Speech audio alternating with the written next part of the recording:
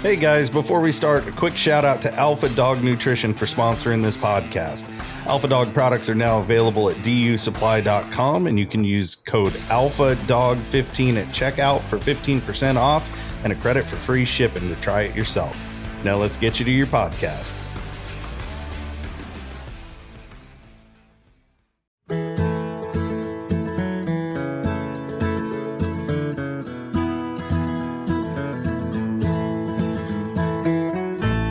Yeah, we can hear you. Okay, good. Ladies and gentlemen, we had technical difficulties. It's the first time that's ever happened. Yeah, Mike, sure is. Mike broke the internet. I can do that. Mike, how are you doing? I'm doing good. Just been here suffering with the wind, but probably not as bad as you have. Oh, geez. Wind. No, I don't like the wind. Miserable. And the dust down here, the dust blows so bad. Well, we didn't get the dust. We got 8 inches of fresh snow yesterday at the ranch. I came in yesterday evening to feed the horses and dogs in here, and Bobby came in today, and she said it was drifted up against the door. But they got stuck right in the yard trying to go feed. So the names are all scattered. Where's the ranch at, Mike? You know where Lindrith is, Brett? Yes. Okay, we're 4 miles from Lindrith. We're between Lindrith and Regina. Oh, okay. Yeah. And they get pretty good snow up there too, don't they? Yeah, we're at 7,400 feet. Mm-hmm. Yeah, so yeah, we've had lots of moisture. I think it's gonna be looking good. So even in the desert, we've gotten some. I guess it rained down in desert all weekend too. Probably did, yeah. There you go. We're getting you introduced already. Mike, tell us where you started out. I mean, first I'll say, guys, I still remember where I was. And I was driving up the highway there in the Uvis Valley, and I was wanting to get some dogs. And Mike was pretty prominent back there on the old shade tree that Bruce Kennedy put together. And it was just a bulletin board on the internet. And I called Mike. And I remember asking Mike about dogs. And I remember I wanted, at that time, I thought I wanted some cur dogs, some Kimmer curs. And Mike's the one that told me, he said, yeah, well, it depends on what you want to do. You know, if you just want to ride on a fast walking horse and go through the country and only run hot tracks, then get you some hotter nosed dogs. Or if you want to just be able to trail and trail up what you get to. Guess what I got out in my yard right now, Brett? Cur dogs. Cur. But I remember that, and I think that was really, I mean, it was good advice, and I always valued everything Mike said in those old bulletin boards. So, where are you from originally, Mike? Tell everybody. Well, I was born and raised right in the southwest corner of North Dakota, right up against the Montana border, right in the Badlands country up there. They call it, right where the little Missouri River goes through there. Teddy Roosevelt made it real famous. You know, he ranched up there, and it was real cowboy country and hunting country, you know. So I grew up right there. I did most of my schooling in Montana because we were only 6 miles away. And so that's basically where I started out. And I was lucky enough to be born into a hunting family. All my parents were big time hunters. My dad was a very well-known big game hunter, as well as a trap shooter and bird dog trainer. And he and another gentleman had a kennel where they trained bird dogs, primarily pointers, but some Labradors. But we had a lot of game birds in that country. So he and his old mentor, Cecil Hossman, had a kennel there. So I was just surrounded by dogs from the time I was very, very young. And always loved dogs, always loved horses, and always had them around. And I always had a fascination with hounds. My dad was not a houndsman. He had some buddies that were, and he would go out with them occasionally. And he would coon hunt with them a little bit and chase bobcats in the wintertime. At that time up there, we didn't have any lions. They were pretty much eradicated from that country. And like we've talked about before, now they're getting a pretty good population of lions back in that country, and they're showing up. Heck, we'll probably have grizzly bears back up there before too long. But anyway, so I went on through high school and all that, basically just with my bird dogs and doing lots of big game hunting, fishing, and rodeo and things of that nature. And but I was always an avid reader, and from the time I was just a little fella. And so I didn't read. I had 3 older sisters. I didn't have them read bedtime stories to me. They when I was real little, they'd read hunting stories to me, and the outdoor life was always around, and sports afield, and I was always fascinated by the stories about hound hunting. And at that time, the Lee brothers were getting quite a few stories about them published about lion and bear hunting as well as jaguar hunting. And so that was fascinating to me, and the artwork and different things. And so I had a fascination with that. And I always wanted to get some hounds. And I told my dad, I wanted to get a hound. And my uncle did have one hound, but he was just an old trash runner. And you don't want any of those hounds. He says, they're just barking all the time and this and that. And so anyway, that was just, I never really let go of that though. And I did get to go on some hunts early on. I tell people I went to my first bobcat tree when I was 6 years old. And I've got a picture of that bobcat with my grandfather. And it was with some other fellas' dogs, but it was a big Tom bobcat. And of course, I was just a little guy. They had me by the hand and took me up there, but I still remember it. So anyway, got out of high school, went to college for a while, and ended up getting married real early and all those sort of things. But the college deal went on for a couple of years, but didn't work out so good. So I came back and went to work, and I was starting a young family at that time, and I was living outside of a little town there in Montana, and I was kind of living in a little hamlet type thing outside of town. That there was 4 or 5 houses on this farmstead, and I was in one of those houses. And my neighbor next door had some coonhounds, and I'd see him load up and head out in the evenings and go out and everything. He'd see me come in, and I'd have my bird dog there, and I got to know him pretty good. And he says, "Gee, would you like to go with us sometime?" Yeah, I said, "Yeah, heck yeah, I'd like to go." So his name was Roger, and he had some tree and walkers, and so he invited me to go, and boy, that was the beginning of the end right there. Holy smokes, I had more fun. We went out, and I don't know, we had 4 or 5 hounds, or he did, and we got out there. And of course, in that country there wasn't a lot of trees and stuff, but there were a lot of field country and farm country, and interspersed with old abandoned farmsteads and stuff. And it was in the fall of the year, and so we got out there and got after a coon, and we caught a lot of them on the ground, or we'd tree them up telephone poles or up Russian olive trees and things of that nature and stuff. But I just had a ball. I mean, even though I was just a kid at that time, I said it made me feel like a kid again, running out there through the dark. So, I mean, I was hooked. When I got back, I decided I had to get some hounds. And so his brother-in-law was a welder, and he'd moved up from Oklahoma, and he'd done quite a bit of competition coon hunting and different things over the years. And he had some walker dogs too. So he said, Clark was his brother. He said, Clark's female's getting ready to have some pups.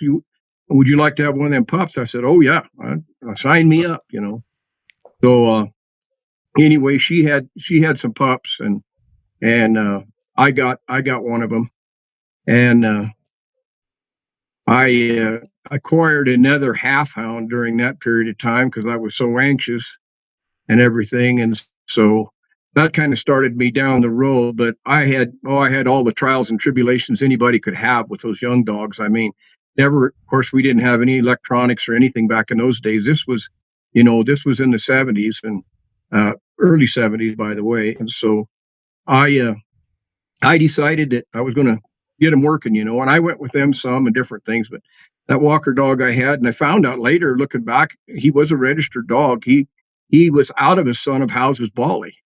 And the dog could run a track. I mean, he was fast, but oh my God, he was trashy.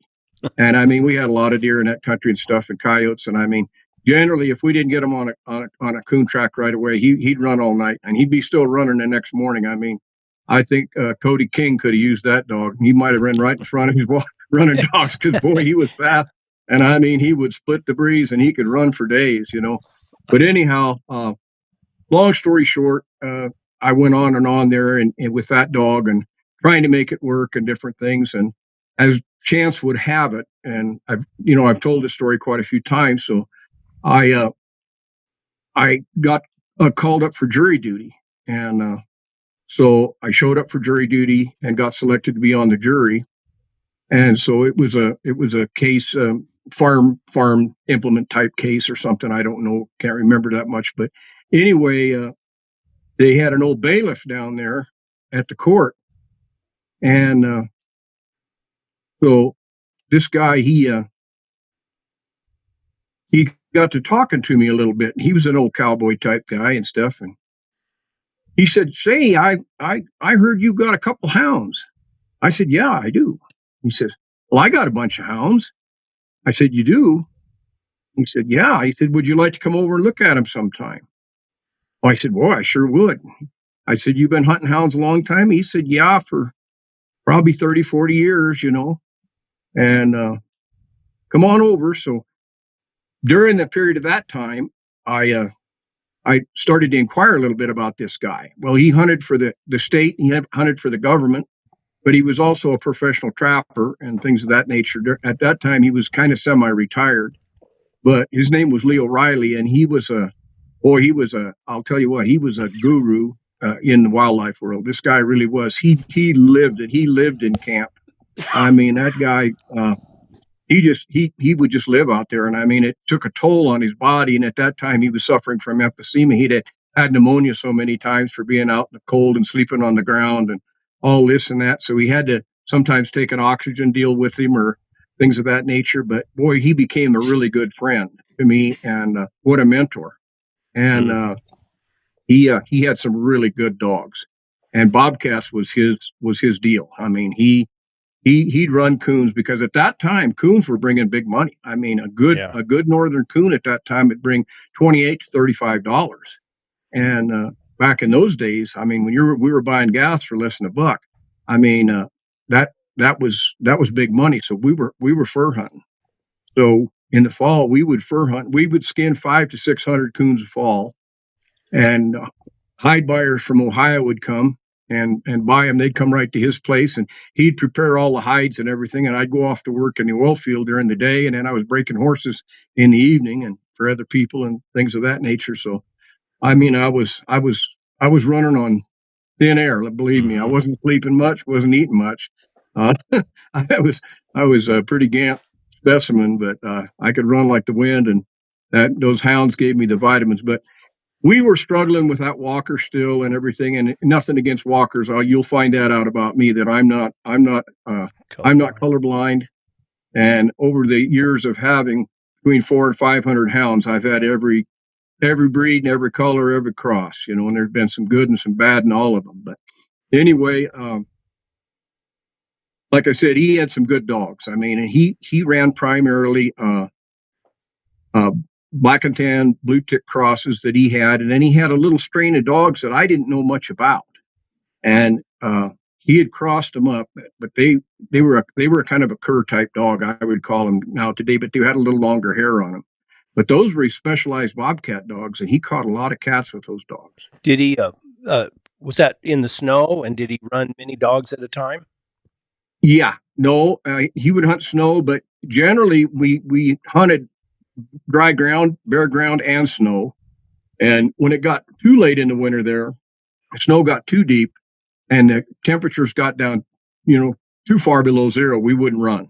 If it got below 15 below, we generally wouldn't run, because he contended you could freeze dogs' pads, and you could injure those dogs, you know, trying so hard to work a track, you know, 15, 20, 25, 30 below zero, and that high wind and stuff. And so it's usually pretty much futile. But we we'd get some good fall weather, and then spring hunting was really good.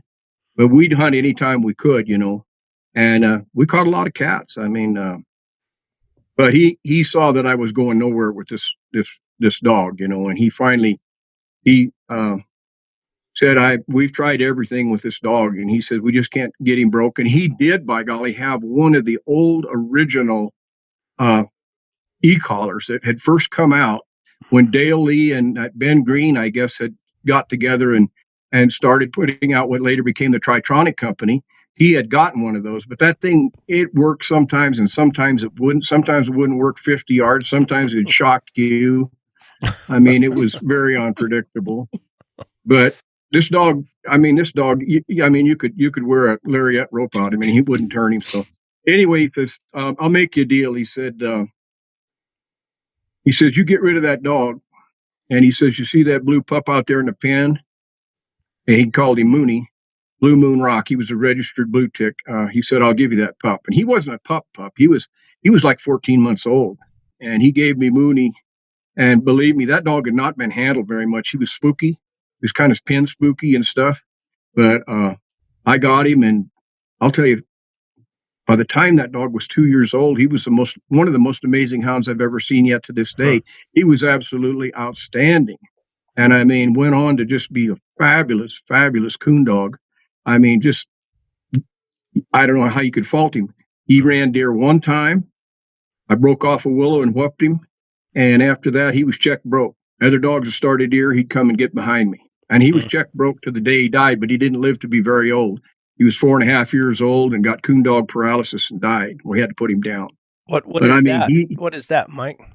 It's a bacterial infection that gets in the blood of the dogs. And like I said, we caught so many coons on the ground and stuff. And so they were fighting and biting all the time, and they carry it. And what it does, when it gets into their system, it affects their nervous system, and they lose control of their hind end. And they can't stand up. And I don't know to this day if they can do anything about it. I took him to the best vets we had around there and stuff. And this fella he was from Oklahoma. He was very familiar with it.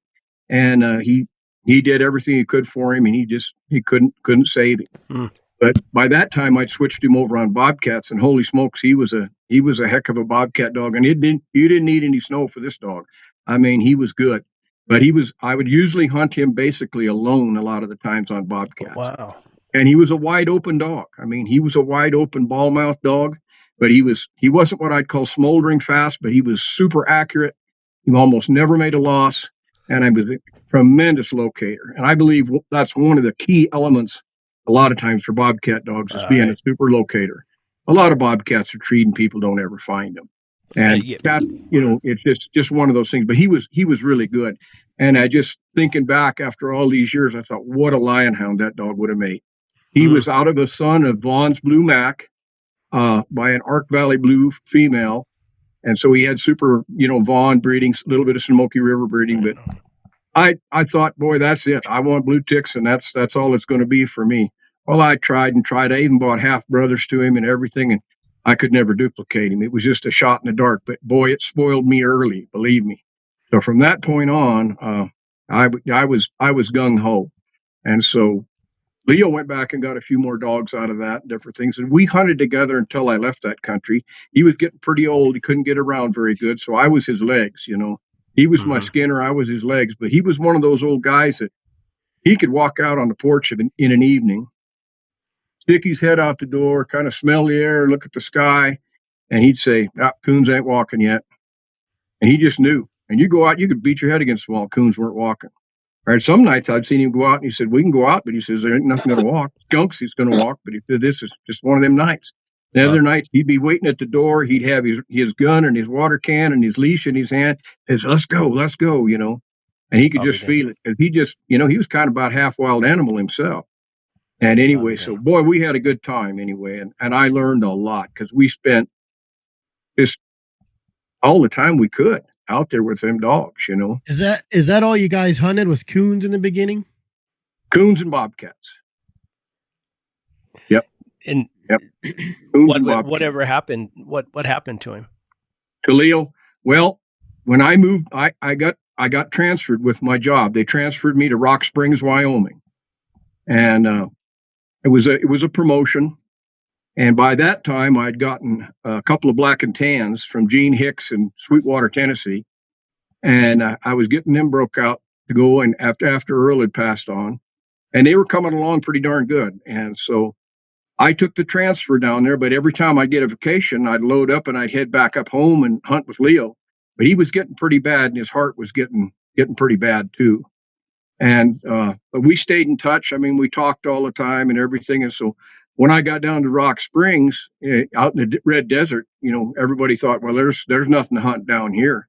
Just a little green river winding through the Red Desert out there and stuff. Well, I didn't care. I said, I'm going to hunt. If there's anything out there to hunt, I'm going to hunt it. So I found myself 5 to 6 nights a week out on that Green River. And believe me, there was a lot of game there. I'll tell you what, fur was still high. I was still bringing in truckloads of coon and bobcat. Plus I was calling at the same time, and I was killing lots of coyotes and badgers and things of that nature, And I stayed there in Wyoming for just a short period of time, 1.5 years, and was offered a transfer to Utah to take over as a manager down there. And I'll tell you, I really hated to leave, but they transferred me to Vernal, Utah. Well, I went from a place where there was no hounds to Vernal, Utah. That is, believe me, there's a hound on every corner. I mean, that's a hound hub, and lots of good hunters over there. And that's when I done a little bit of lion hunting when I was still in Wyoming. We hit a lion track once in a while up around Flaming Gorge and in the southern end down closer to Diamond Mountain and down in there and up around above Big Piney, but hadn't done very much, and it had all been snow hunting. And so when I got down to Vernal, that's when I was still hunting everything else, but we started lion hunting and getting more in earnest with lions and different things of that nature. And I wasn't there very long either. Another 1.5 year stint, and they sent me to New Mexico, and that's how I'm here. I put the brakes on when I got down here because things were just a lot better for me down here, and this is where I really got initiated and started hunting in earnest on lions. And that was in 1980, March the 10th, 1980. I rolled into New Mexico. And I haven't left since. So, and that's where you're at is a good area too. I mean, New Mexico. It has its high points, believe me. And there weren't a lot of lion hunters when I first moved here, but there were outfitters and stuff. And this area is a double-edged sword. I always tell people it can be the easiest lion hunting in the world, or it can be the toughest lion hunting in the world. When the fresh snows hit the high country, and the forests and stuff like that, it can be pretty darn easy because due to the fact that there's a lot of oil and gas industry in here, they put a lot of roads up and down those canyons and across the mesas. And so it's quite easily to access it. And so a lot of lions get caught during those periods of time. And I caught a lot of them. I mean, I caught a lot of lions because we were going all the time. And lions were regulated a little bit different back then. We didn't have the year-round season and things of that nature. But I really started rocking and rolling on it, and at that time I started pounding the bears too, and I really got wound up into bear hunting, and I was bear hunting in New Mexico, Arizona, and Colorado. And Colorado still had an open bear season, and it was tremendous bear hunting. So I had some really good bear dogs as well, and I would usually keep 25 to 35 dogs, Wow. And sometimes, I'd split my packs and different things of that nature. And I not only was I hunting just for pleasure, but I was hunting for helping, outfitter clients, guides, and guiding and doing these things. And then later, of course, I got into doing depredation work and those kind of things, for the state as well as for various tribal agencies and stuff. So that's kind of when things took off down here. And then when they did close down the bear hunting in Colorado, I'd kind of gotten my fill of bears. I don't know the hundreds and hundreds and hundreds of bears that I'd caught, but I just kind of had my fill, and I really wanted to concentrate more on the bear ground hunting, and because it fit kind of what I like to do, because I like to ride, I like to work horses, so it fit me, and that's when I say this can be some of the toughest country in the world on bare ground conditions, because is still quite high elevation. We have a lot of clay. We have a lot of sand. We have quite a bit of swinging high variations of temperature, very extremely cold nights, and sometimes very, very warm days, lots of ultraviolet because you're high. So it's tough. I mean, dry ground hunting is really tough here. I've had guys come in from southern Arizona and different places that I knew they had really good, dry ground dogs. They had good ones, and stuff, and they struggled and struggled and struggled.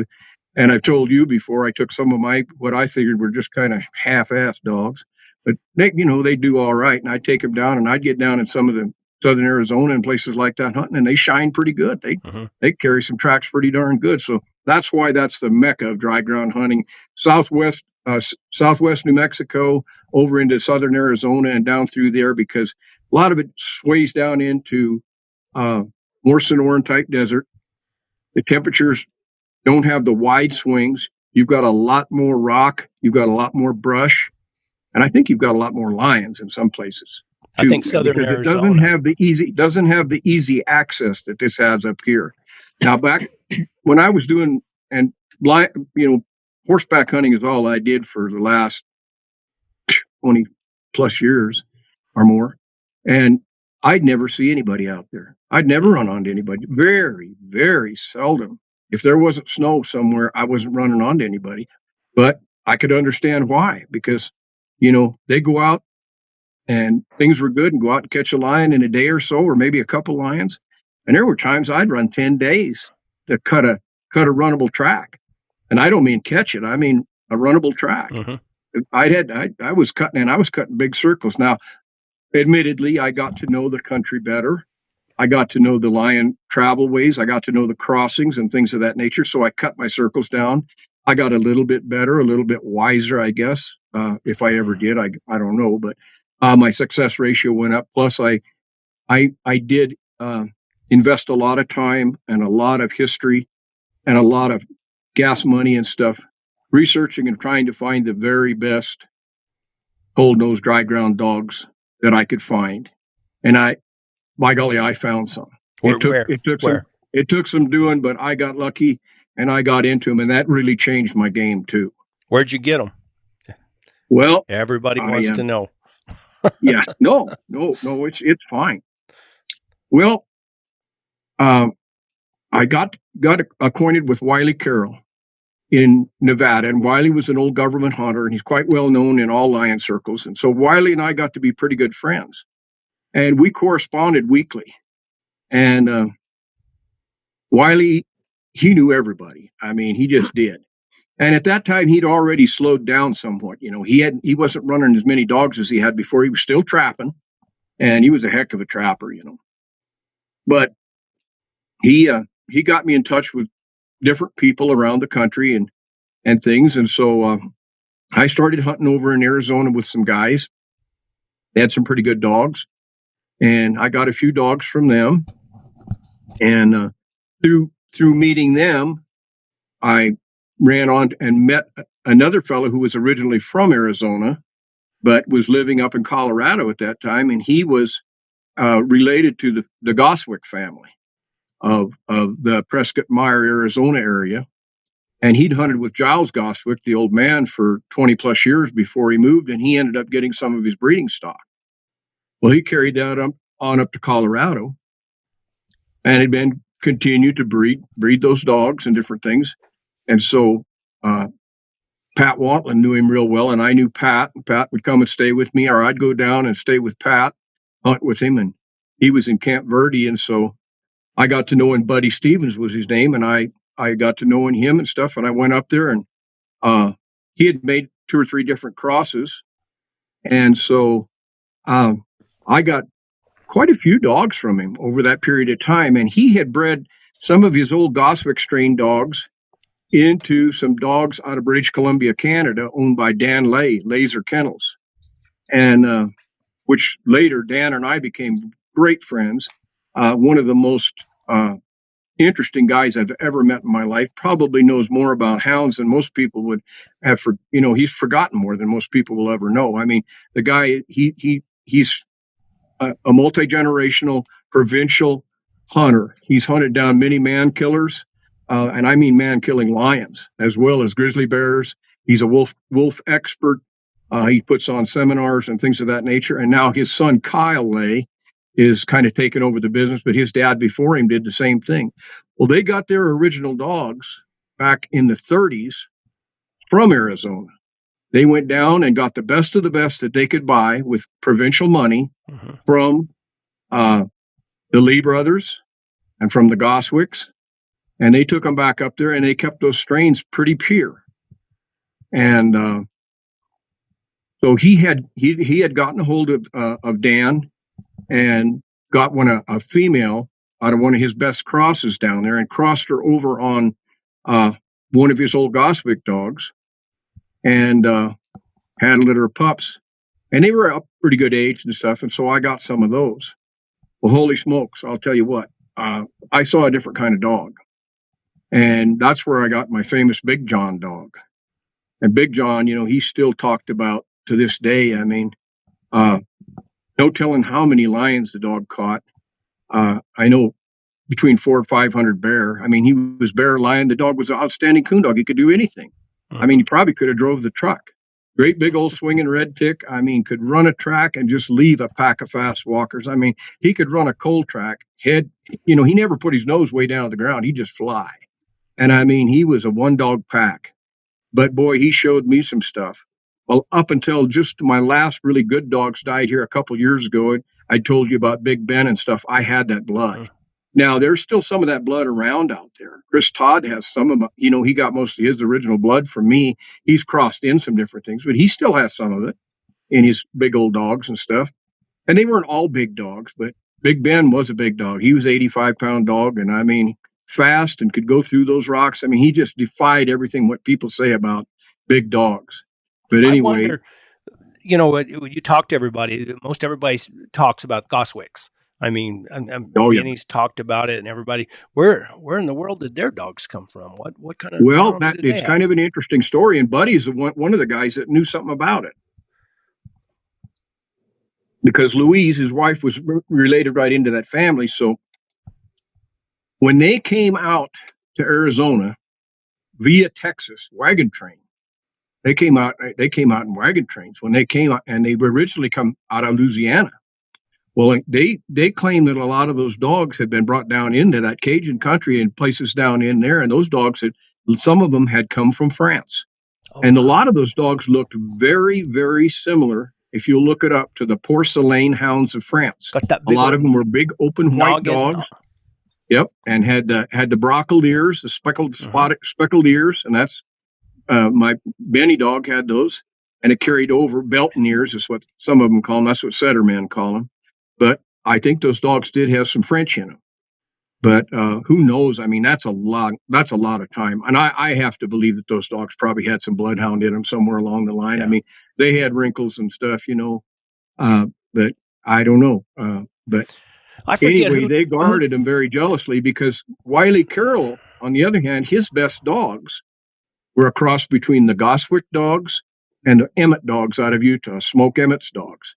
And he told me that. He says, those were my best pack. He says, if you get that book that he has, with a cover on it, shows him standing by the pickup truck with that lion hanging on the side.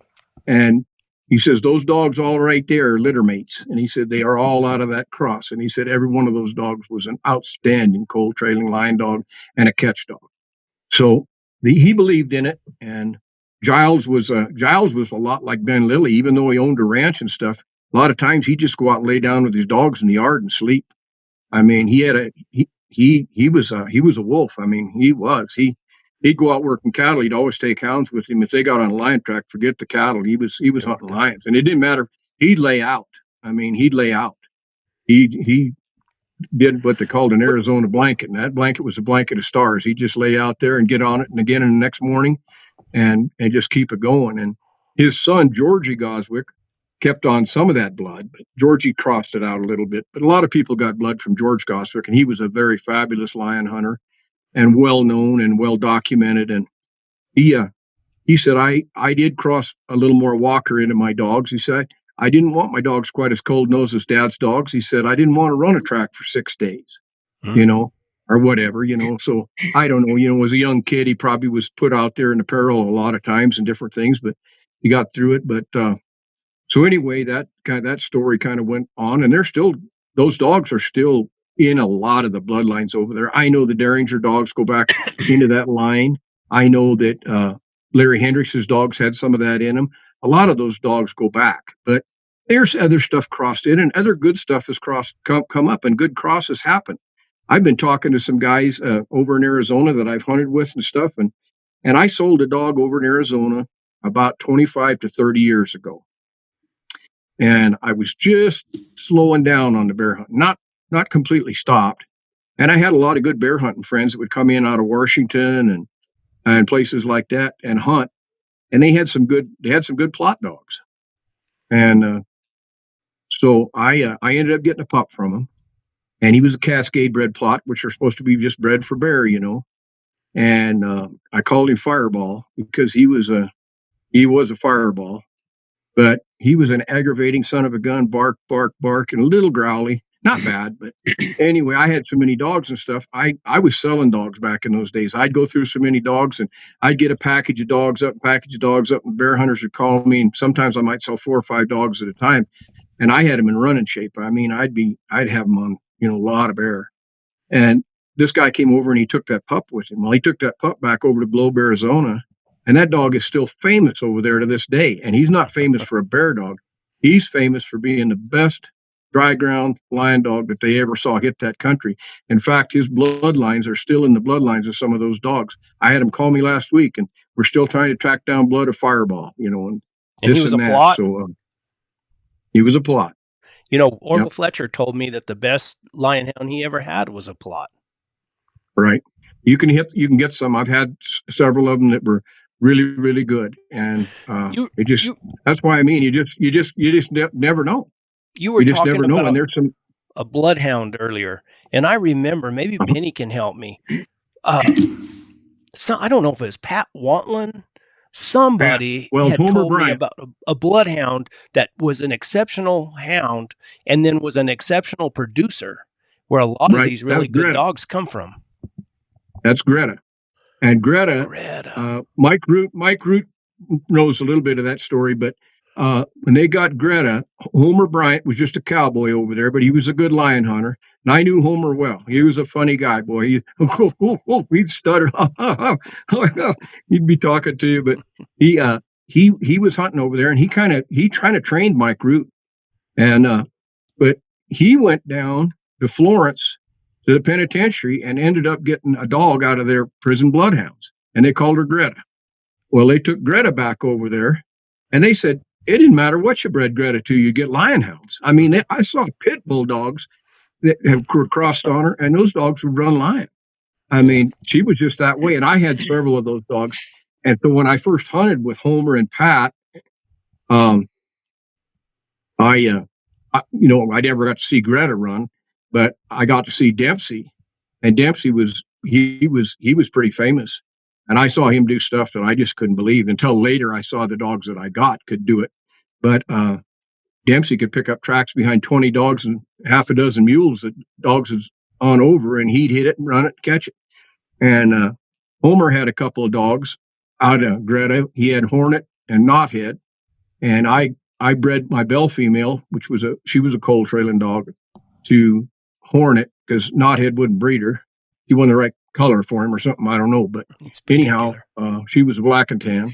But anyhow, I got a litter of pups out of that. And oh my gosh, I lost some of them to parvo. But oh boy, they were something else. 6, 8 weeks old. I could run off and hide from them. And I mean, they would not quit. They would trail me up and find me. I mean, and just amazing pups. Just amazing. Mike, it wasn't that long ago I seen Mike Root had a full bloodhound in his yard. I don't know. I think he said somebody sent it to him or something. He wouldn't tell me a lot about it. Maybe he was trying to reproduce something. He might be. You never know. You never know. Well, if anybody will get out in the woods and try him out, it'll be Mike Root. So. Oh, geez, that guy's he's a monster. There's no he's doubt a machine. about that. He's a machine. But that's what it takes. That's what it takes to make real dogs. And boy, I did it for I don't know how many years. I mean, just I was so ate up with it that yeah, it cost me a lot. I mean, it did. It was worth it in a lot of ways, but I did go through several marriages and several fortunes and different things. But well, let's say it was a hell of a ride. Oh, I bet. Oh boy, Brett, you know that Jazz has Mike Leonard blood in her. I'll Oh, be really? Mike, what was that dog that I bought from Bill Nelson? Oh, that he was litter mate to my little blue. Yes. Yeah, I had to go. I'll think of it. Yeah, I raised him right here in the barn, right outside the house here. But he was a heck of a dog. Yeah, Brett, that your Jazz dog is a cross between that big red tick and a little blue tick Hendrix dog. yeah. Jazz that was a good cross. She's on her last. That was a good cross. And my little blue dog that it got to be pretty famous and on the covers of a lot of books and different things. He was a litter mate to that dog. And actually, now that dog right there, the mother of that dog was Josie, and Josie was double. She was double Big John bred, is what I said. Yeah. I raised her. She was Goswick and Blazer. And I raised a lot of good pups out of her. Well, I got a dog from Jeff Allen, not several dogs from Jeff Allen. Got some good ones too. And I had a dog called Gunner, and he was a crackerjack. I mean, he was a little typical Walker dog. I mean, oh boy, he only weighed about 45, 50 pounds, but he had a heart. I think he was all heart and a couple little legs, you know. That son of a gun could catch, and he wasn't scared of nothing, and he could figure a line track out.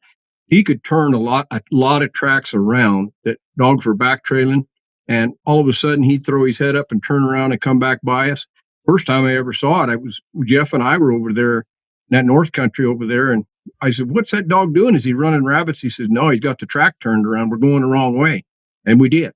And so anyway, I caught a lot of lions. I caught some big lions with Gunner. I mean, I've got a lion right over here, a Boone and Crockett lion that's full mounted that went well over 200 pounds. And actually, that was his last lion. He ended up dying because of that lion.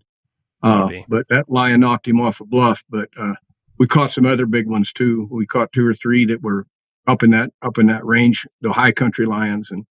But anyway, so I bred Josie to Gunner and got that cross. And Chris Todd ended up with one of them. Misty was her name. And then we had Little Blue, Gumbo. But yeah, that was a good cross. But that dog there that Bill Nelson had down there, that name's going to come to me here in a minute. And because I got the papers. Okay, yeah, you got the paper. Anyway, that dog was good. He was really good. He was cold.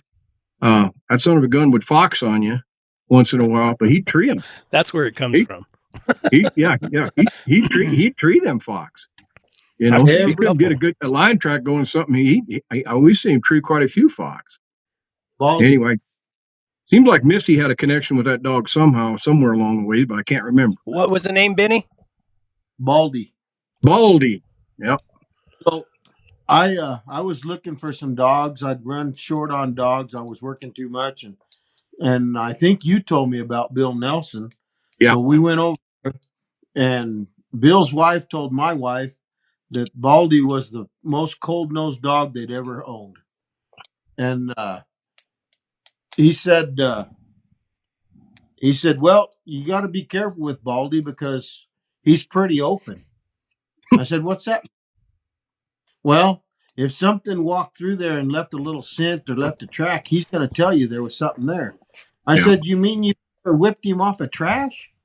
And he said, "Well, you know, I get a big old piece of grass or something and I'd switch it at." Oh, he's not. I'm going to put him in shock therapy. But Mike, if you remember, me and you and Missy and Cole were over there hunting in that country.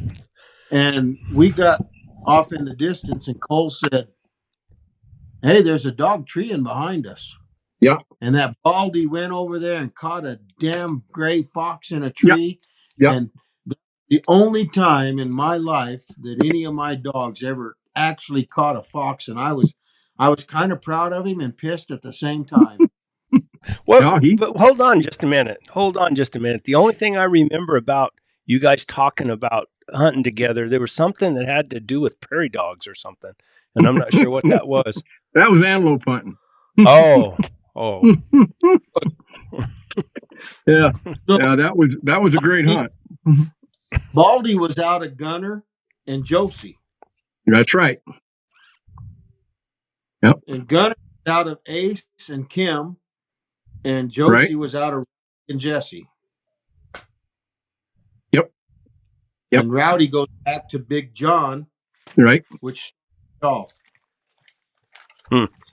Yeah, Rowdy was an own son of Big John by Jesse, and Jesse was a full sister to Big John. That was one of those crosses that we called breeding them a little tight, but we did, and it worked out. And those dogs threw good. I'll tell you what, they were sure good dogs, and they were tough dogs. I mean, tough-footed. I mean, not they could take a licking and keep on ticking. They weren't such a bunch of wimps. They just fall apart on you if you had to thrash them a little bit, and they'd wake up and and lick your face and go on and probably do better. And generally, they were just. I mean, that was during the time what I called my A string of dogs. I'm like a guy that's had over 400 dogs, maybe 500, I don't know, and I can still count on my hands and toes the really top ones, and the really, really top ones are probably on one hand. Yeah. And Big John, of course, was in there. Big Ben, Kate, Earl, probably Gunner. Blue was probably close, but Blue had his shortcomings. He'd go deaf on you, but he caught a lot of lions. He did not care. He did not care about going home. He did not care about nothing. If you found him 3 days later, he'd still be on the lion or with the lion. Yeah. So anyhow, anyway, that's a long story getting around to those kind of dogs and things, and then I've had a lot of other dogs that in later years and stuff that when I kind of took on some different strains of dogs and did pretty well with them. We had a strain of tree and walker dogs that go back to the Nance dogs that I think were outstanding dogs. We didn't hunt them I hunted them on dry ground quite a bit, but Neil Call, which you guys know, and Neil hunts them. He pounds them hard. He told me I got 13 dogs right now, and every one of them will catch their own lion. Okay. He called me the other day. He was in Cancun. I says, "You're not catching any lions in Cancun." Didn't you send some of those? Didn't you send some of those down to Arizona? You kind of broke up on me. Didn't you send some of those young dogs, those Nance dogs, down to southern Arizona too? Yeah, there were some of them over in Arizona and stuff. And but I had one dog I called Hondo, was a really good dog, and I sent him down. You remember, if you know Donnie Finn down at Benson, Donnie's a good hunter and good guy, and he had old Hondo down there, and Hondo did good in that country. Hondo was catching bobcats where they weren't catching bobcats before. He had pictures of him treeing them in them saguaro cactuses, Old Hondo just died last year, the old son of a gun. I don't know how many hundreds of lions he caught. If you were going to go get any hounds now, where would you go? I'd probably come to Brett Vaughn's house. We remember we're talking about foxes. Javelina too, yeah. We've caught some ringtail cats too. No, I don't know. There's lots of good dogs out there. You got to get them from guys that hunt and catch a lot. I've still got my hands in the game. I'm not, like you say, without dogs, and I got several dogs here that'll catch a lion if I want to. But like I say, we've been busy with the ranch and busy with other things that we've got going on. I haven't done a lot of hunting this year. Sure wanted to catch that one big lion I saw, but I didn't. But they're out there. It's just finding the right bud. Had a guy call me the other day, and he said he was in Idaho, and I've got some.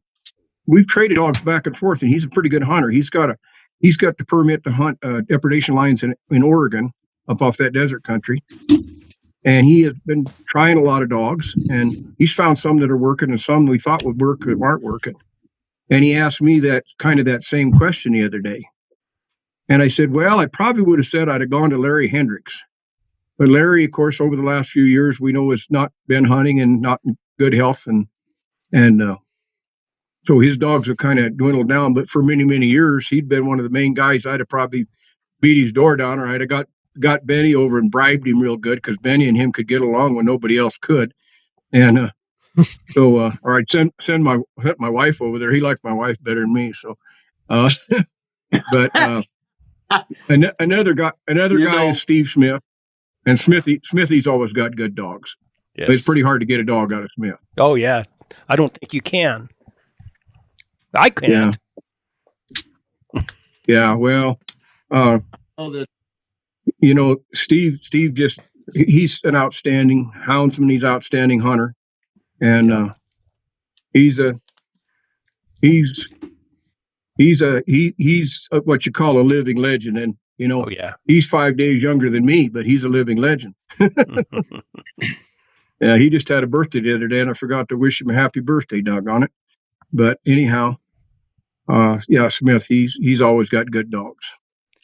And a lot of these dogs, they can tell you the stories. The dogs go back to a dog called Pig, and this dog and that dog. And Richard Holcomb would talk about a dog named Rat and all these sort of things. So he just was kind of tracking those superior dogs. But like you said, Brett, like old Greta, it took not only a dog that's outstanding, but it takes that outstanding cross and an outstanding reproducing line. Uh-huh. It's just like a lot of horses. Secretariat didn't produce nothing. He wouldn't produce nothing. He was just an outstanding individual. The greatest horse that ever ran didn't produce anything. Just an outstanding individual. That's right. Yeah, I can be pretty proud of this little line of walker dogs we got going, and Jeff Allen played into that too, because we crossed into his line with these dogs, and we ended up with something that was a little better than the straight walker dogs that we had to start with, and we ended up with dogs that were colder nosed, and they were tougher footed, kind of bred those pussy feet off them, and pretty darn good.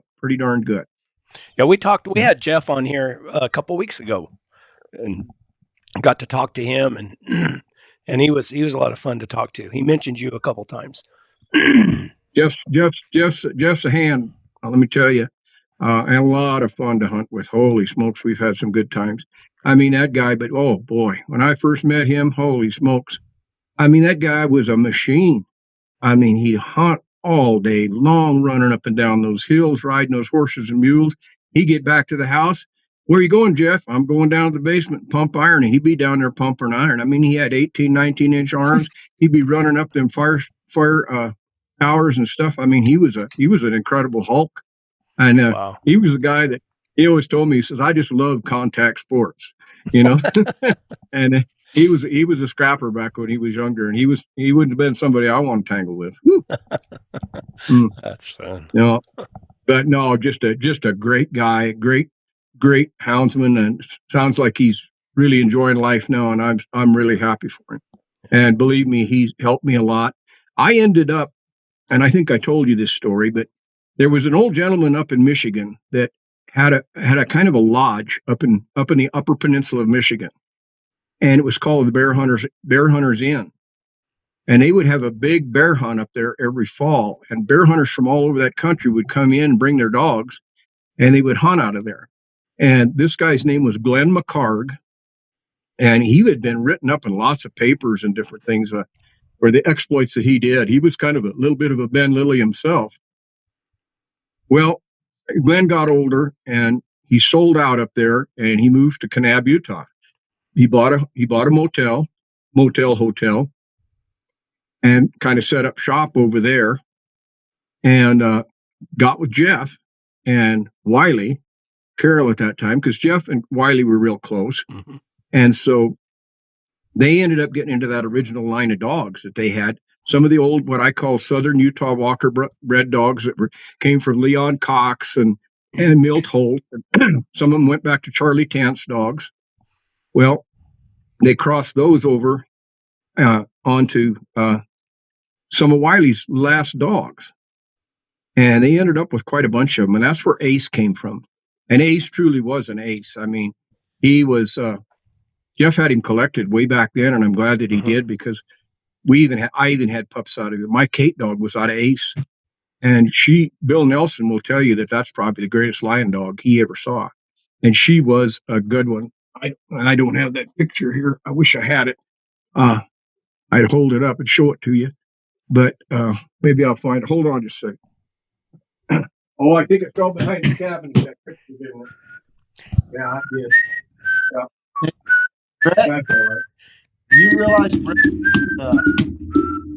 yeah, Go ahead.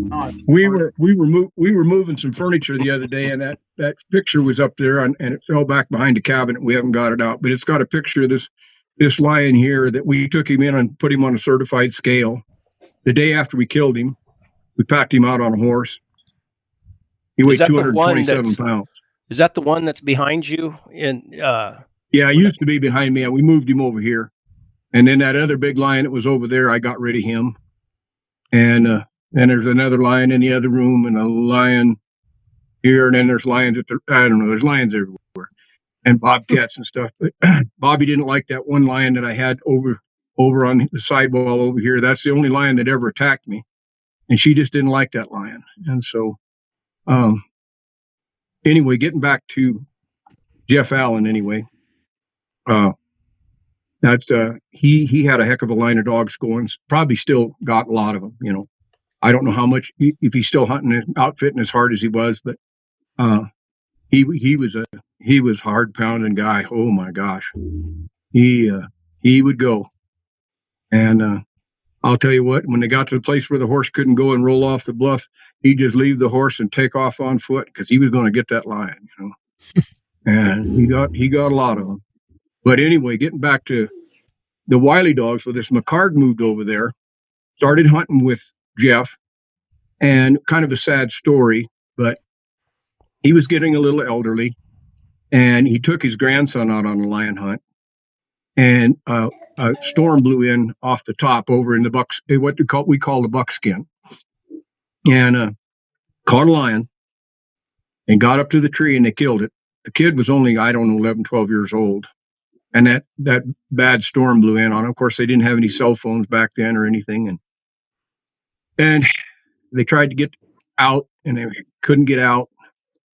And so the next morning he built up lots and lots of firewood and everything. And he was going to walk out to get out because they knew they'd be looking for him. By the time he got out, someone found him and stuff. And they got a search group and got back in there. The child had died from hypothermia. So it was a real bad deal. And it kind of messed with Glenn a lot. He was a real sweet guy, real good guy. Anyway, so he finally, he had married again by that time. His first wife had passed, and he moved over here to New Mexico. And when he came over here, of course, I knew of him, and Jeff had got a hold of me and anything. So we got to be friends, and I would take him with me when I'd have depredation calls and lion problems and stuff. I'd take him out with me and stuff, and he couldn't ride, but he'd go along and stuff, and he really enjoyed it. And he had quite a bunch of dogs at that time, but they were stale. They hadn't been off the chain in several years. Well, he got real bad and he passed away. And so anyway, before he passed away, he I told his wife, he said, I'd like Mike to have those dogs. And so I ended up going over and taking those dogs, and there were 3 of them there that were own sons of Ace, all red ticks. And one of them was directly out of Wiley's last good female. And I used some of those dogs and crossed back on some of the Goswick stuff and got some dogs that could really were good trailers. A lot of those dogs were kind of, like I say, they were on their last legs too.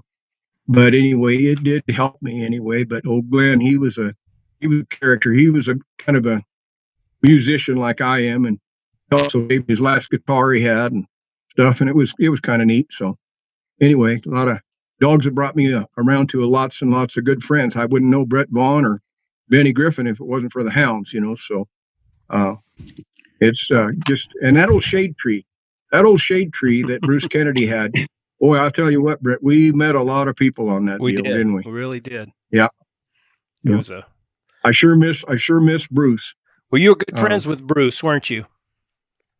Bruce and I were real close. We were real tight. We put on the first Lion Hunters Rendezvous barbecue over in Prescott or Meyer. I remember that year. We had over 150 people there, and boy, we had quite a deal. I mean, he and I like to work ourselves to pieces over there. We had a really good time, and Bruce was great. And when Bruce found out that he was terminally ill, he got in, he struck. He wanted to come up and he wanted to interview me for the Warriors of El Gato. I know. And he got up here and he was so weak the time he got up here and everything that we went out in the backyard here. I cooked a steak and we got Ollie Barney on the phone and started chatting with him. And we uncorked the whiskey bottle and pulled out a cigar. And long story short is we never got the interview done. But when he left, he said, he had that old deep voice, said, Mark, he said, I'm going to leave my last pup with you and I'm going to give you my dad's Colt Woodsman. He gave me his dad's 22 Colt Woodsman and he gave me Hagar the Horrible. And Hagar came from Carol Shelley. And Hagar was also out of a Riley Miller cross. And Riley had got a bunch of dogs from me. And these dogs all went back to the laser strain dogs. And Riley just loved those dogs. He loved the houndy dog. What's the story with Hagar the Horrible?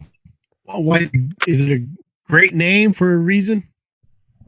Well, you know, there used to be a comic strip called Hagar the Horrible. I think it was about a little caveman or something. And I don't know why he named him that, but I just called him Hagar. And anyway, he turned into a really nice hound early. I sold him to Shorty Gorham, the famous PBR bullfighter, and heck of a lion hunter, heck of a cowboy. That Shorty came over here several times, and he talk about a fun guy. Holy smokes! And he took Hagar back down into that hot Catula, Texas country, and of course, old Hagar, that was no country for him. Trying to run cats and stuff down in that brush country. I've been down there and stuff, but anyway. But he was a beautiful hound and really a nice hound, really a nice one, picture perfect, you know. And he had that blood in him. So there again, meeting people, and now through that connection and different things, and some of the other dogs I've got, I raised some of the dogs out of some of the cross dogs I had on the Derringers and stuff, and then Cody Lostro, another bull rider, who's now quite well known in hound circles. He was a world champion.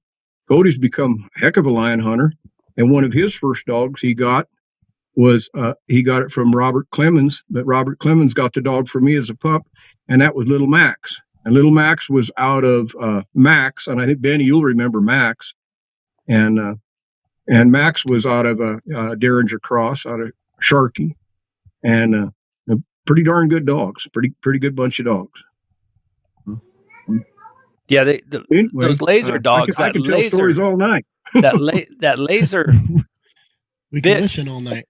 That laser bitch. She was. They went down to some bloodhound, back to some bloodhound blood. The Lee dogs, as we know, had bloodhound in them. Yeah, they went to Florence as well, and that's where Homer got the idea that Ernest Lee went down and got some bloodhound crosses from an old sheriff that was in the Silver City area, and I think his last name was Thompson, Ben or Bill Thompson, something like that. He had hunted with Ben Lilly, and they got some of that bloodline, and I got into that bloodline before I even knew those guys a little bit through the dogs of Corwin Estes over in Eager, Arizona, and Ren Hamlin, and Pat Watland again, and so those dogs, it's amazing how those dogs have made the circle around, you know. but they all had a percentage of bloodhound in them, and you could see it in a lot of them. And believe me, they were not slow dogs. They were not lazy dogs. They weren't the kind of dogs you see them, the ladies in the little funky skirts running around in the dog shows with. These dogs could get it. I mean, they could get it on. A lot of them weren't even that big, but they had that. They had something special in that nose, the right ones. Yeah. So, and that's all a lot of people had to work with back then. I mean, they didn't have all these breed associations and everything. You know, when the Lee brothers came along and stuff, they just called all their dogs English dogs. They're English type dogs. They could be a red tick, they could be a blue tick, they could be a speckled dog. And Ernest Lee was part of the foundation group with Dr. Finley and Warren Haslauer and a bunch of them that got together and formed the American Blue Tick Association and split it away from the English. And then back about that time, you know, just before that, that's when Lester Nance started the Tree and Walker Association. All those dogs were related. I mean, they were all related somewhere. They just, you know, they said, well, I want something that looks a little more like a Camaro. And the other guy said, well, I want something that looks more like a Jeep. And, you know, and whatever rocks your world, you know, and whatever works for you in the areas, you know, we hunt in such diverse terrain and diverse climates. Sometimes you have to tailor your dogs for that, you know. And a good dog's a good dog anywhere, but sometimes it takes some stuff, you know, different things, different elements. When you were running bears, what dogs did you run on bears? Oh, I ran everything. Mm-hmm. I mean, I'd go to the pound if they the gals over at the pound knew me. If they get a hound in there, I mean, and they said, we got a hound's pretty young and everything. You want to come and get it? Oh yeah, I'll come and get it. I had about as good luck out of them pound dogs as anything running bear. You know, about one out every 5 would do something, you know, and that was good for me, you know. So the price was right. I would say that my best bear dogs ever, if I had to nail them down, were my black and tans, because I had a special strain of black and tans at that time that Buddy Hutchings up in Salem, Utah, had bred for a lot of years, and they were single registered dogs. They probably had other strain or stuff in them, but he got them consistently breeding to black and tan and stuff. And I mean, they were tough bear dogs. I mean, tough. I mean, I've seen 4 or 5 of them dogs, you know, big stout dogs, just jerk a 250-pound bear right off his feet and stretch him. You know, they were tough. They had no backup in them. And I sold a lot of bear dogs. And a lot of them were pretty good lion dogs too. I wouldn't say they had the tremendous amount of cold trail for the most part that a lot of these other hounds had, but they were fast and they were tough, and you could hunt them 7 days a week.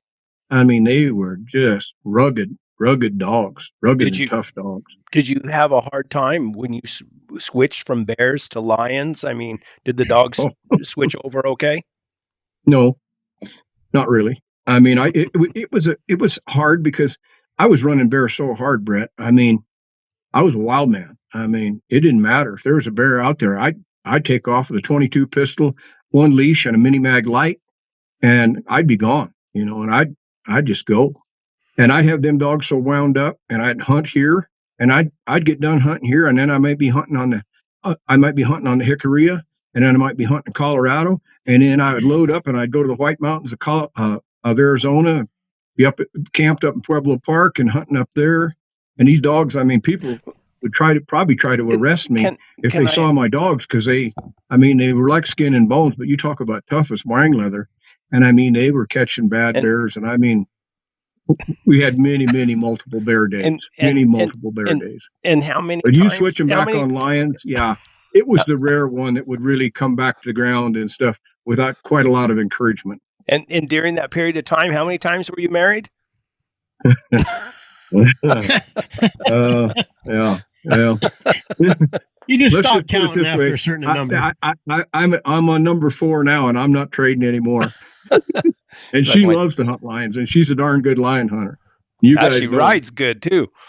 Yeah, and she's a hand on a horse, believe me. Yeah, and she could spot a lion track. I mean, I've been riding along and hitting dogs this way and this way. And she said, "You just rode over lion track." No, I'd turn my horse back around, and pretty good lion track too, you know. And yeah, she's got the eye, believe me. That's good. And it was a real education for her when she first got with me. I'll never forget it, because she'd never had any she'd grown up, outside, but she'd never had any initiation with hounds or anything like that.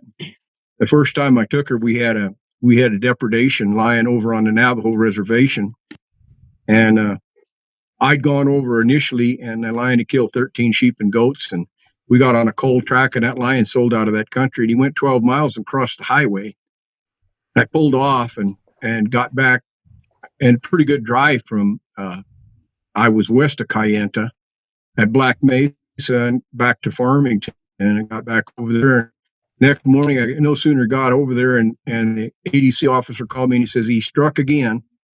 And so the next morning, we're gone at 2:00 in the morning or whatever. We get over there, and sure enough, he was close. He was pretty close, and the dogs got on him, and they bait him. He didn't tree. They bait him, and they bait him in an old dugout, an old Indian dugout that they had there. And oh boy, it was a fight. I mean, it was something else. He was a pretty good Tom, about 140 pounds. And we got down in there, and I mean, I had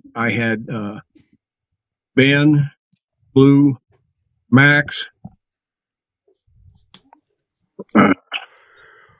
Oh heck, there's another dog there, but I can't think. And then I had my bird dog along. He thought he was a lion dog too, but he got his mind changed that day. That lion got a hold of him bad.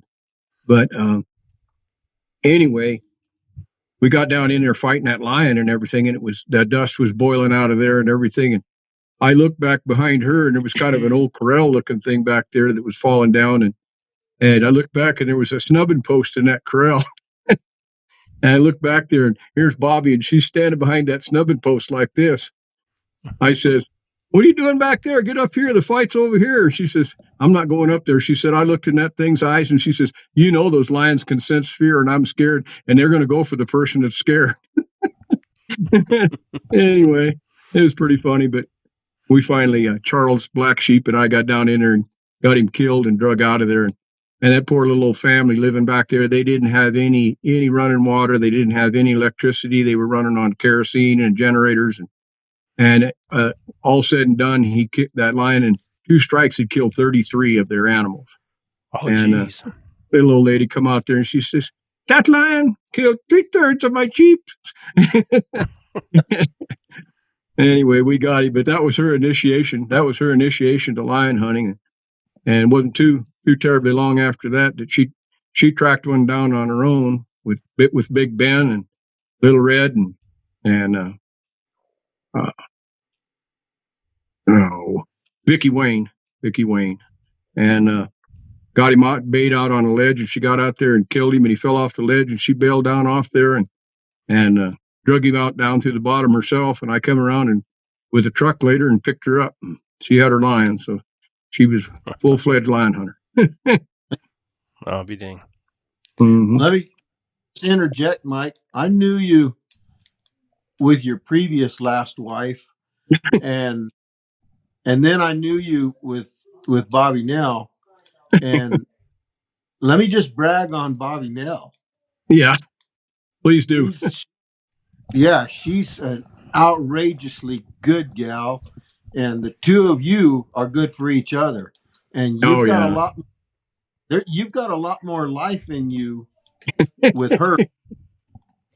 Yeah, I do, Benny, and thank you for saying that. Yeah, she's wonderful. We've got a wonderful marriage. We enjoy a lot of the same things, and she's very, very active with youth programs and state fair queen and rodeo and that sort of things, and a lot of horse stuff. And I do that too. But she's also involved in our entertainment programs that we put on and that we do. And she's a very talented singer, entertainer, and musician. And so we just have a lot in common. And nothing against my ex-wives. I mean, they were putting up with a hard case with me. Believe me, I'll tell you what. I was, believe me, I went to the dogs early.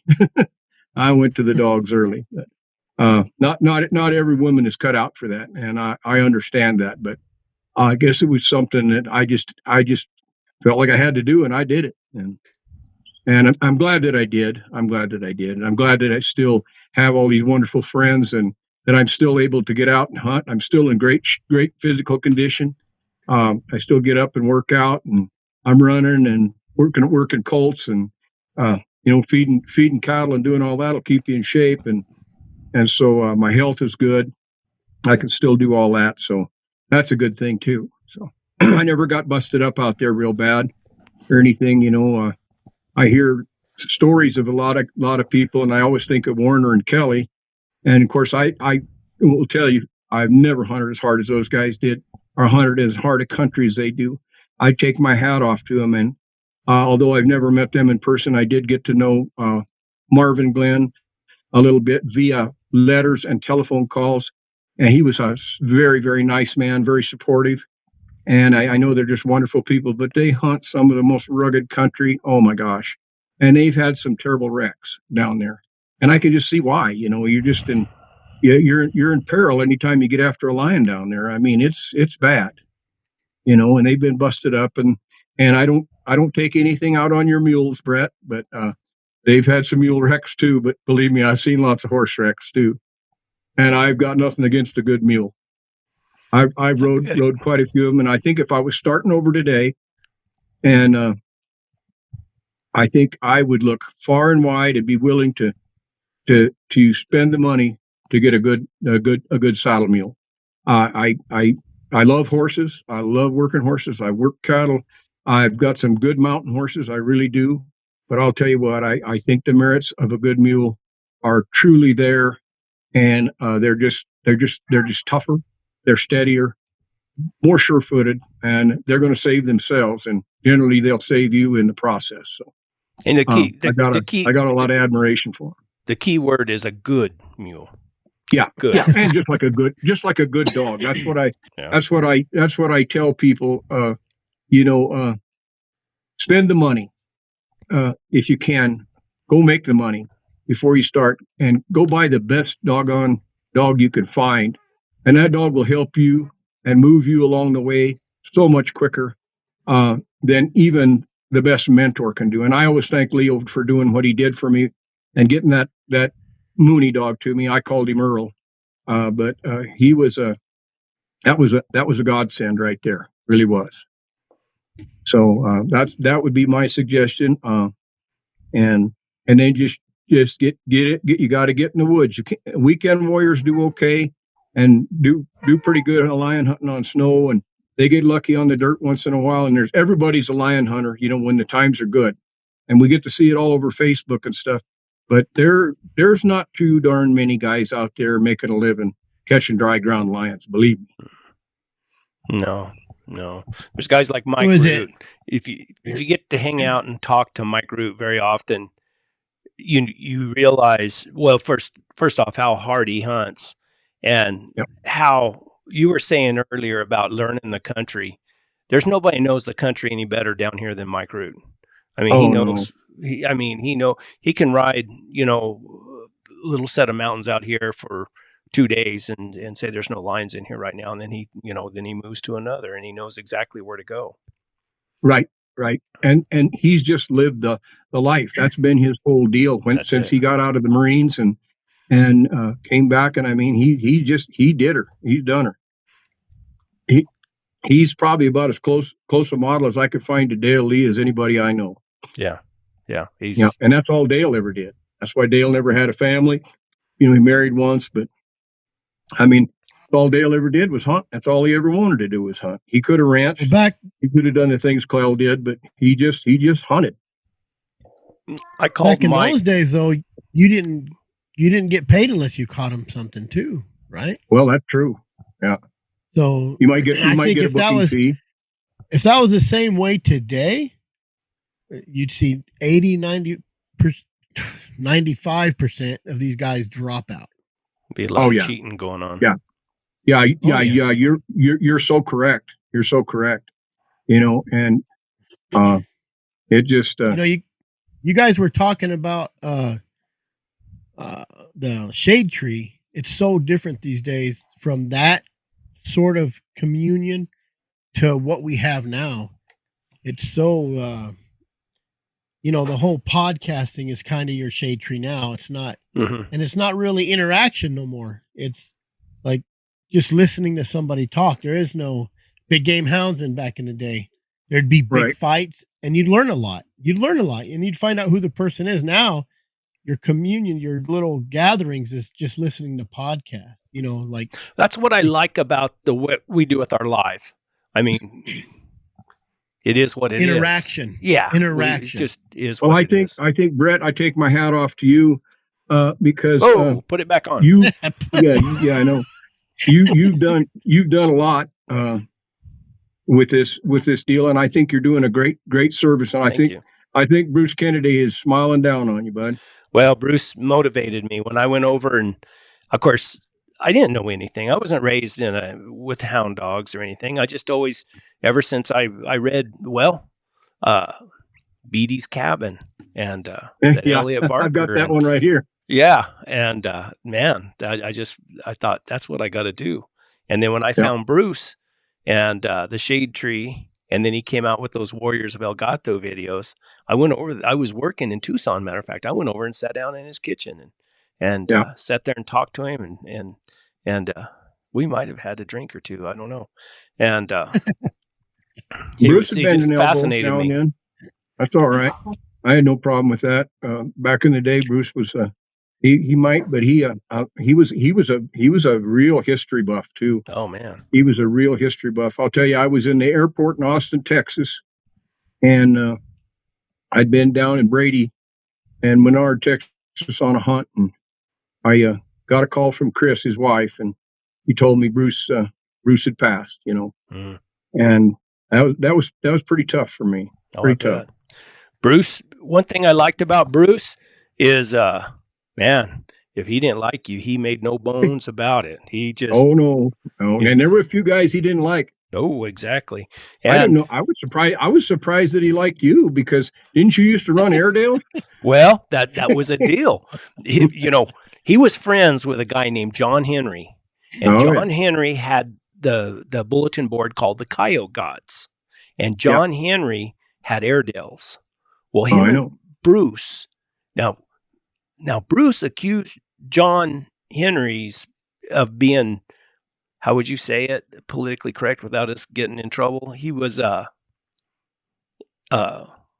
his politics weren't the same as all of ours. He was attracted to the same sex, and he was what? Attracted to the same sex. Oh, now, I didn't know that. Well, that's what Bruce told me. Now, Bruce might have just been mean. I mean, I've never met the guy. All I ever got was I never met him. So John Henry was crazy about Airedales. I kind of fall in the Willie Nelson camp there. That shit ain't right. Well, Bruce and John Henry was really fond of Airedales, and he used those Airedales on bears, and he also used them as decoy dogs when he was calling coyotes. Yeah. And then when him and Bruce had a falling out, Bruce didn't allow anybody to mention Airedales on his Shade Tree bulletin board. I mean, if you mentioned Airedales, he'd kick you off. So I asked him one time, I said, Bruce, when I seen him, I said, Bruce, what is the deal with the Airedales? Why? Because I had Airedales, because Elliot Barker from Beatty's Cabin, when the dogs bark tree, he had Airedales. And that was my only exposure to running lions and everything. And Bruce said, he said, it's not the dogs. He said, it's not the Airedales. He said, it's the people that own them that I don't like. Well, I take you back in a story with my dad again. I said he never had hounds, but before I can remember, he used to work with one of his cousins, Roy Goodwin, that was a state trapper up in Montana. And he also worked over onto the Dakota line side, and they ran Airedales. They had the small Airedales, and what they would do in those days is they would den coyotes for bounty and clean the coyotes out. That was before the 1080 program came in with the poison. And so my dad had experience with Airedales, and he just always said, "Oh, if they're not in a skunk, they're in a porcupine, and all that." But I've never had any experience with them personally myself. I did hunt with several half Airedales. Cecil Ralston had one, and he was a pretty good dog. He's a pretty good line dog. He was half Walker and half Airedale, and he called him his airtight, and he was a pretty good dog. I had a couple quarter Airedales that were really good dogs, really nice dogs. They were out of that Hoover dog that came from Riley Miller, but was out of that laser bitch that Riley Miller got from up there up north, the laser dogs. From Dan, and those were they were good dogs. Those two were they were good dogs. But I think those Airedales, they've been so many bred for so many different purposes, that it's kind of like those mules. You got to get a good one. You got to get a good one. Well, I'm sure you're familiar with Daryl Fry. Oh yeah, over in Nevada, and Daryl hunts kimmer curs, and he catches in some of the worst country in the world. And he also uses the same dogs to decoy coyotes. He thinks they're the perfect, depredation type dog. And I've never had one, but I ended up with one. She's a well-bred dog. I don't know. We'll see how she does. She's real gamey, and boy, she can locate. And she seems to have a pretty good nose. I don't know. I thought I'd give her a try. It didn't cost me anything but the dog food. So she's registered and all that. But I think they might have some real merit in some cases for some things. Well, when we went down there, and I've told this story before to everybody. I got a bunch of dogs that'll cold trail. I mean, they'll really cold trail. I've seen your dog work. But when I hunted with John Klump down there, and really, he only had one or two dogs that really cold trailed, didn't he, Benny? That we had with us. Well, yeah, just one that he really relied on. But we were trailing this little old Tom Lion down through there, and I couldn't get over what his other dogs were doing. Those other dogs were looking for that lion. They weren't messing around with the track. They were on the other side of the canyon. And I asked John, I said, well, what are those dogs doing over there? He said, well, they're looking for that lion. Like, you dummy. And they were looking in cracks and holes, and they were just fanning out and looking while that one dog was cold trailing. Yeah. Well, I think sometimes a combination, and Dale Lee talked about that too. They almost always ran a cur dog with him. And even when they went down to hunt jaguars, he had Bobby with him, and that was a dog. He says a lot of times that's the dog that would find the jaguar. And so I think they do have some merit. I was hunting down in the Huachucas in southern Arizona with Donnie, and we got a coal line track going, and it's just hard as nails. You couldn't see a track for nothing, and believe me, he had spent big money on these dogs from Scott Derringer, or Sam Derringer, I'm sorry. Scott's the dad and Scott's the son. So anyway, all the same bunch of dogs. But anyway, he'd spent big money. He went in it the right way. He got into it he had the money to spend, and he went ahead and got some really good dogs. And so I'm sitting on a mule there by a water hole, and them dogs are trailing off, cold trailing. He had a dog there she was a cur dog. She looked to me more like a Catahoula cross or a leopard, and called her Goose. And she didn't go with them dogs. And she was back around that water hole smelling around. I don't know, what's she doing? Smelling coons or ringtails, or what's she doing, And finally, I think Tyler was with the dogs, and Donnie came back, and I said, what's this here dog? And he says, that's Goose. Says she catches about 9/10 of the lions we catch. I said, what's she doing? And she says, she don't trust them other dogs. They're going the wrong way on that track. I said, you think so? And he says, yeah, I know so now. That's why I came back. And so came back, got the track turned around, and then Goose just went right on.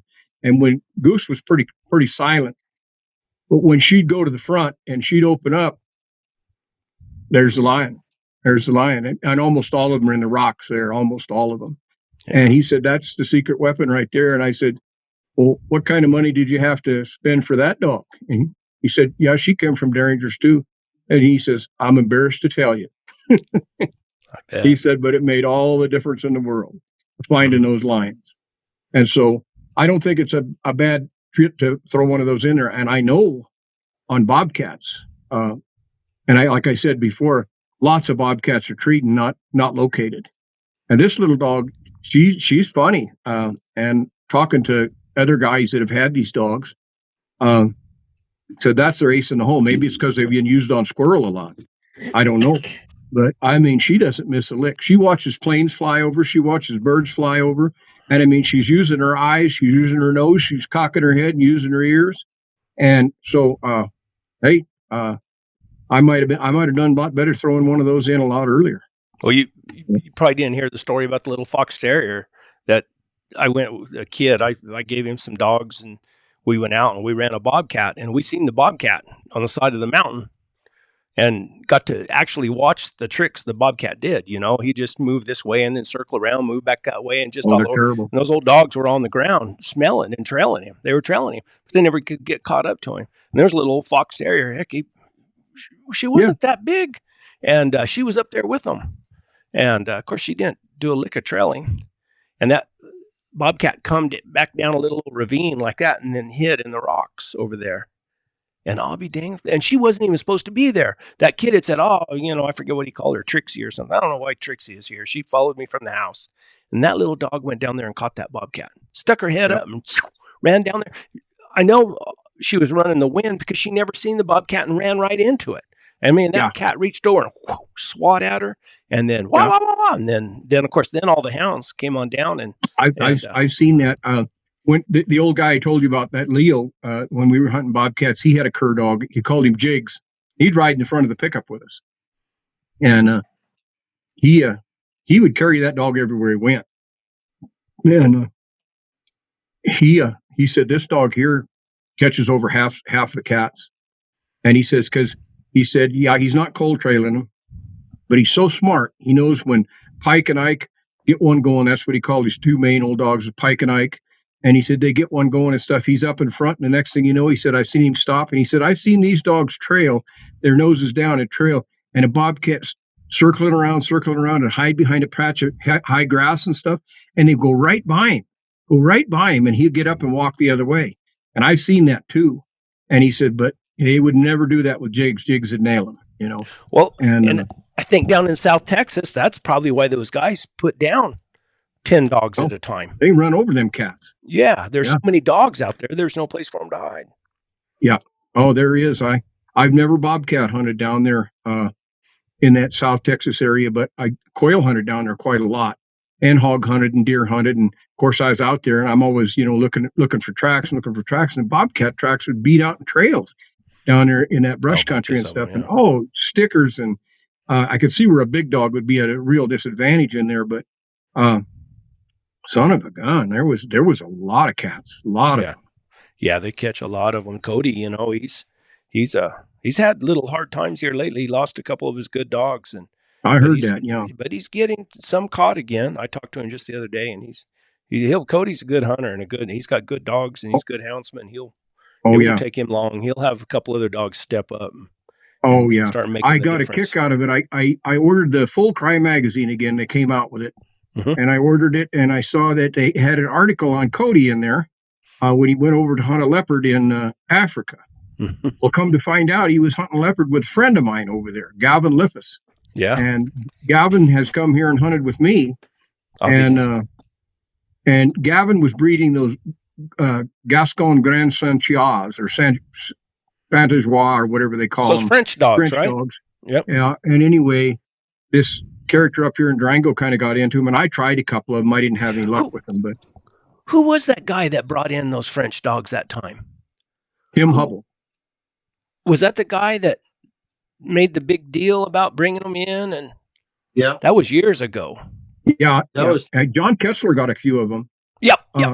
There you go. But anyway, I tried a couple of them, and they were big, beautiful dogs. I mean, they really were. But they just didn't work for me. And boy, were they! I mean, they were snaky. Them son of a guns were spooky. And I mean, they would fight at a drop of a hat. Mm-hmm. And I ended up giving Don Stuckey one, and he took it down to Oklahoma. And I don't know whatever happened to that dog. And the other one, I put him down. But anyway, Gavin's a great guy. He came over here, and we went lion hunting. And of course, I hung on a horse. You know, we were on dry ground. I was on a horse. They didn't have horses.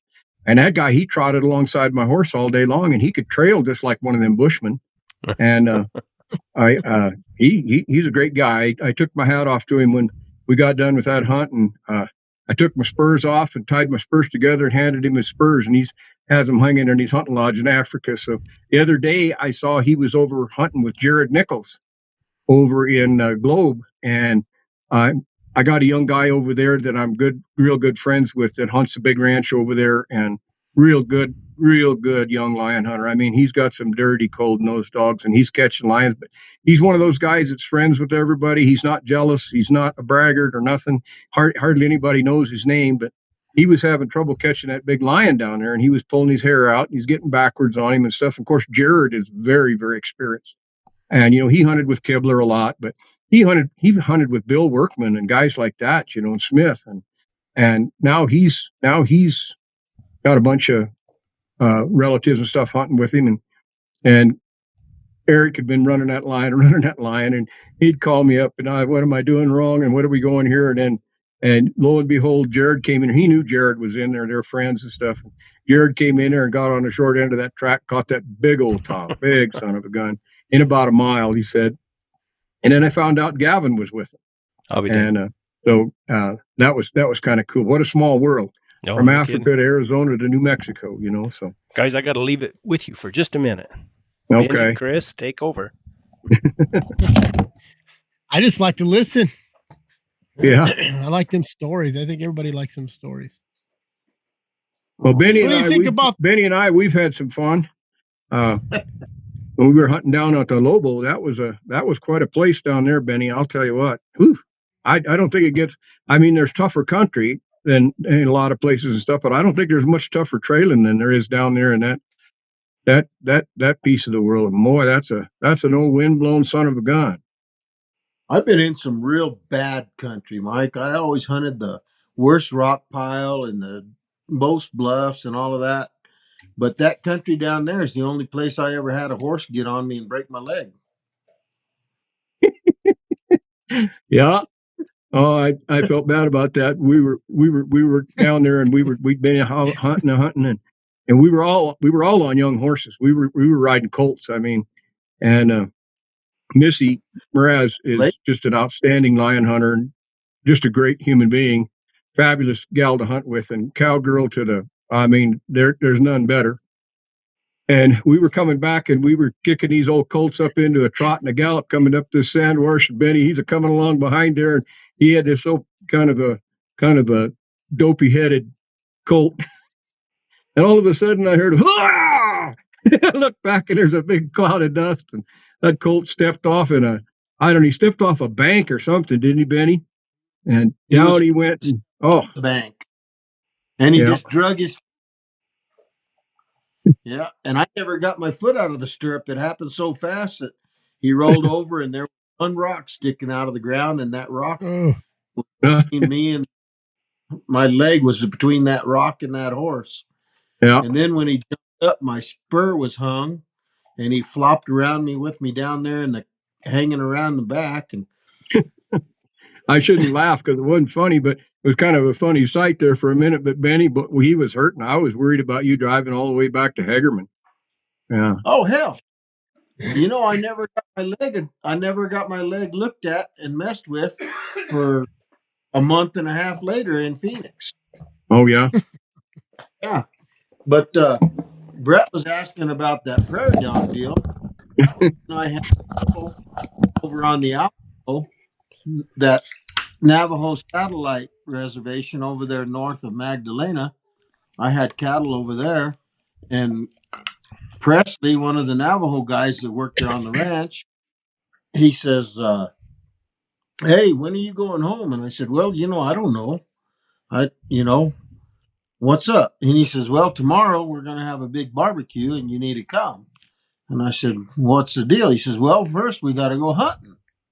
And I said, "What do you mean you got to go hunting?" He says, "We got to hunt for what we're going to cook." I said, "Well, that's not very good planning." He says, No, it'll be all right." I said, "Well, what are you going to hunt?" He said, and he's had his heavy Navajo accent. He said, "Purdog." And I said, "What was that?" He said, "Purdog." And I said, "Well, Wesley, I'm not trying to be rude. I don't know what you're talking about." He says, "One of them little purdog." And I said, "No, I don't know what you're talking about." He says, the little brown one is jumps in the hole, and he pokes his head out, and he says, "Ah, ah, ah." I said, "Oh, a prairie." He says, "Oh, yeah, Shy, that's a prairie dog." And I said, "Oh, hell. You eat those? Oh, shit, those are good. Those are good, good." He says, "Hell yeah." I said, "Well, how do you cook them?" He says, "Well, we hold them by the foot and we run them back and forth across the fire and singe the hair off, and we put them in aluminum foil and keep turning them in the fire and the coals. And then when they're done, we get them open. We open them up and we take them out of the foil and we cut them guts open and take the guts out." I said, "You mean you cook them with the guts in?" "Oh shit." He says, "That's how we get all the juice." And I said, "Oh hell, you do that tomorrow?" He says, "Yeah." I said, "Damn it." I said, "That's too bad." He says, "Why?" I said, "I just remembered I got shit to do at home and I got to get the hell out of here." Yeah, I imagine they eat pretty good. I don't know. I've ate Neither a does lot of Benny. strange things. A couple of years ago, I guess it was 2017, and Bobby and I got asked to do a segment for the Travel Channel for Andrew Zimmern's Bizarre Foods, and so they came to the ranch, and we cooked them traditional. My wife's Apache, and we cooked them traditional Apache food, which was elk and deer and pemmican and of course corn and all the stuff like that. But uh, I went out and got a big porcupine, shot him with my longbow out of a tree, and cooked him the traditional way. Like you say, we singed all the quills off him in the fire, and then I dressed him out and cooked him up. And boy, that turned out good. We made tacos out of him. It was good eating. And one thing Zimmerman said, he said, "You be sure to save the liver out of that porcupine." He said, "I had it. I had They didn't call them porcupines over there. I think it was in Africa. They called them hedgehogs or something like that." And he said, "I had one over there one time and had the liver," and he said it was outstanding. So I did. I saved the liver, and I cooked that liver with garlic and butter on a cast iron, and we were cooking outside because we do a lot of chuck wagon cooking, and we've got an actual carriage house down below our place there where we have big fire pits, and we have a big shelter where we keep our chuck wagon and carriages in and different things. And so he came, and the TV crew came and everything like that. And so we actually took him out on a hunt, and they filmed it with drones. At that time, I had 7 of those guys mounted on our horses. I had cameramen on horses. I had audio guys on horses. Of course, the drone guys were running them off the ground and stuff. And so we went on a deer hunt. He couldn't get a deer tag, but Bobby's dad got one, an elder tag. But we didn't shoot a deer. We just took him out, and they filmed all that. Then we came back, and anyway, we cooked up that liver there, and I'll tell you what, I ate some of it myself, and I don't much care for liver, but that was outstanding. It really was. It had to be pretty small. Was it small? Yeah, it was pretty small. You just got a few bites apiece, but it was really good. Delicate. Bobby's Was it younger sweeter? son even liked Like it. a sweet taste? Yeah, it kind of like pork, kind of like pulled pork. It was, and of course we made up a slaw and everything, and made the tacos with it and stuff. And yeah, it was pretty good. I slow cooked it, and no gamey taste at all, nothing like that. So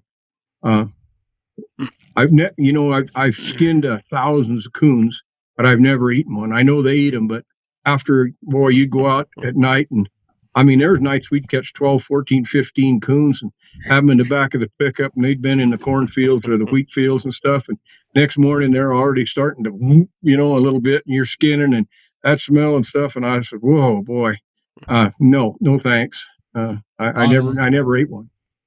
But I've ate lion, of course, and bobcat, and of course ate a lot of bear. And you get a good bear, it's good eating.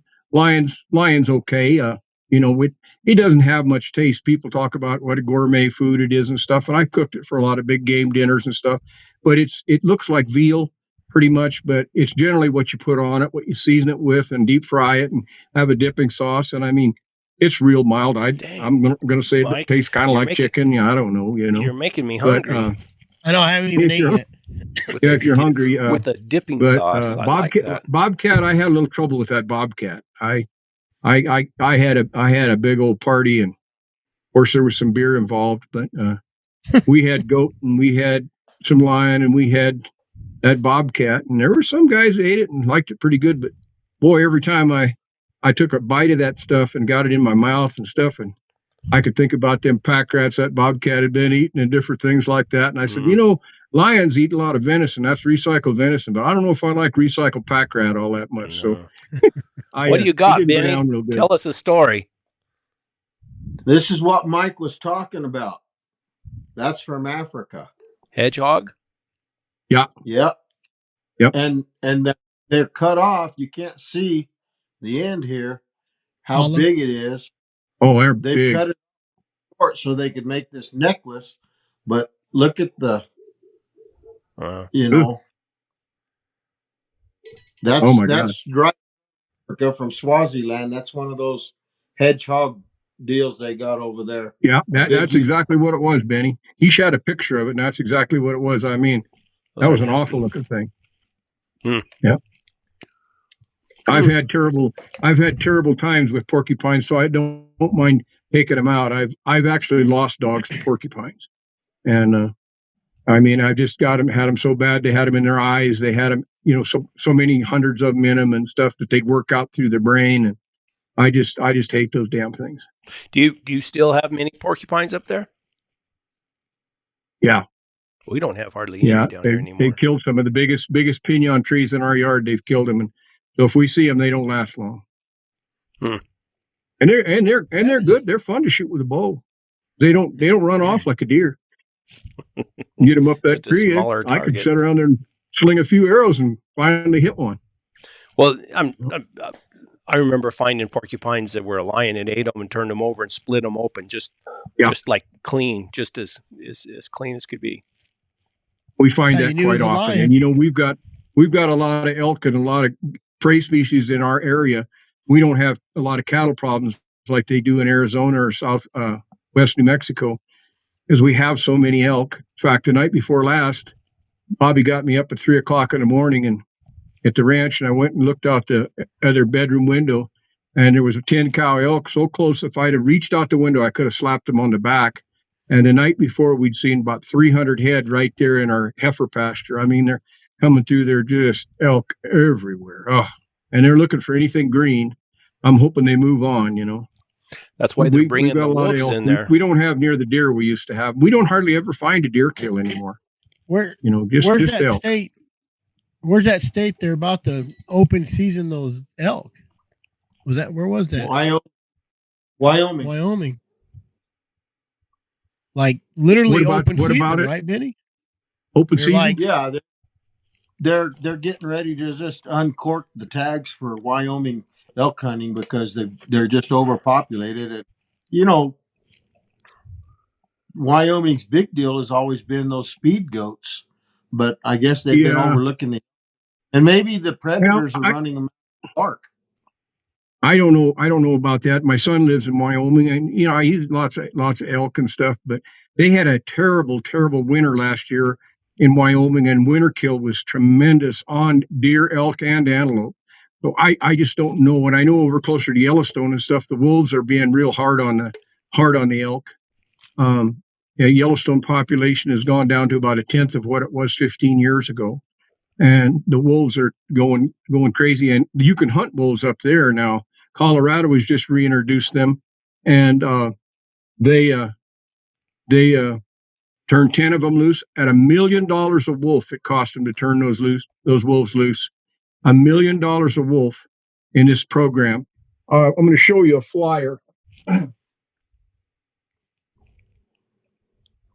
I've got here.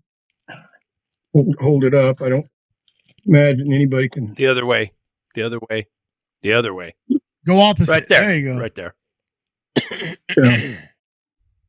Anyway, I'm not doing very good, but the Colorado Outfitters Association is doing a banquet fundraiser the 13th in Pagosa Springs.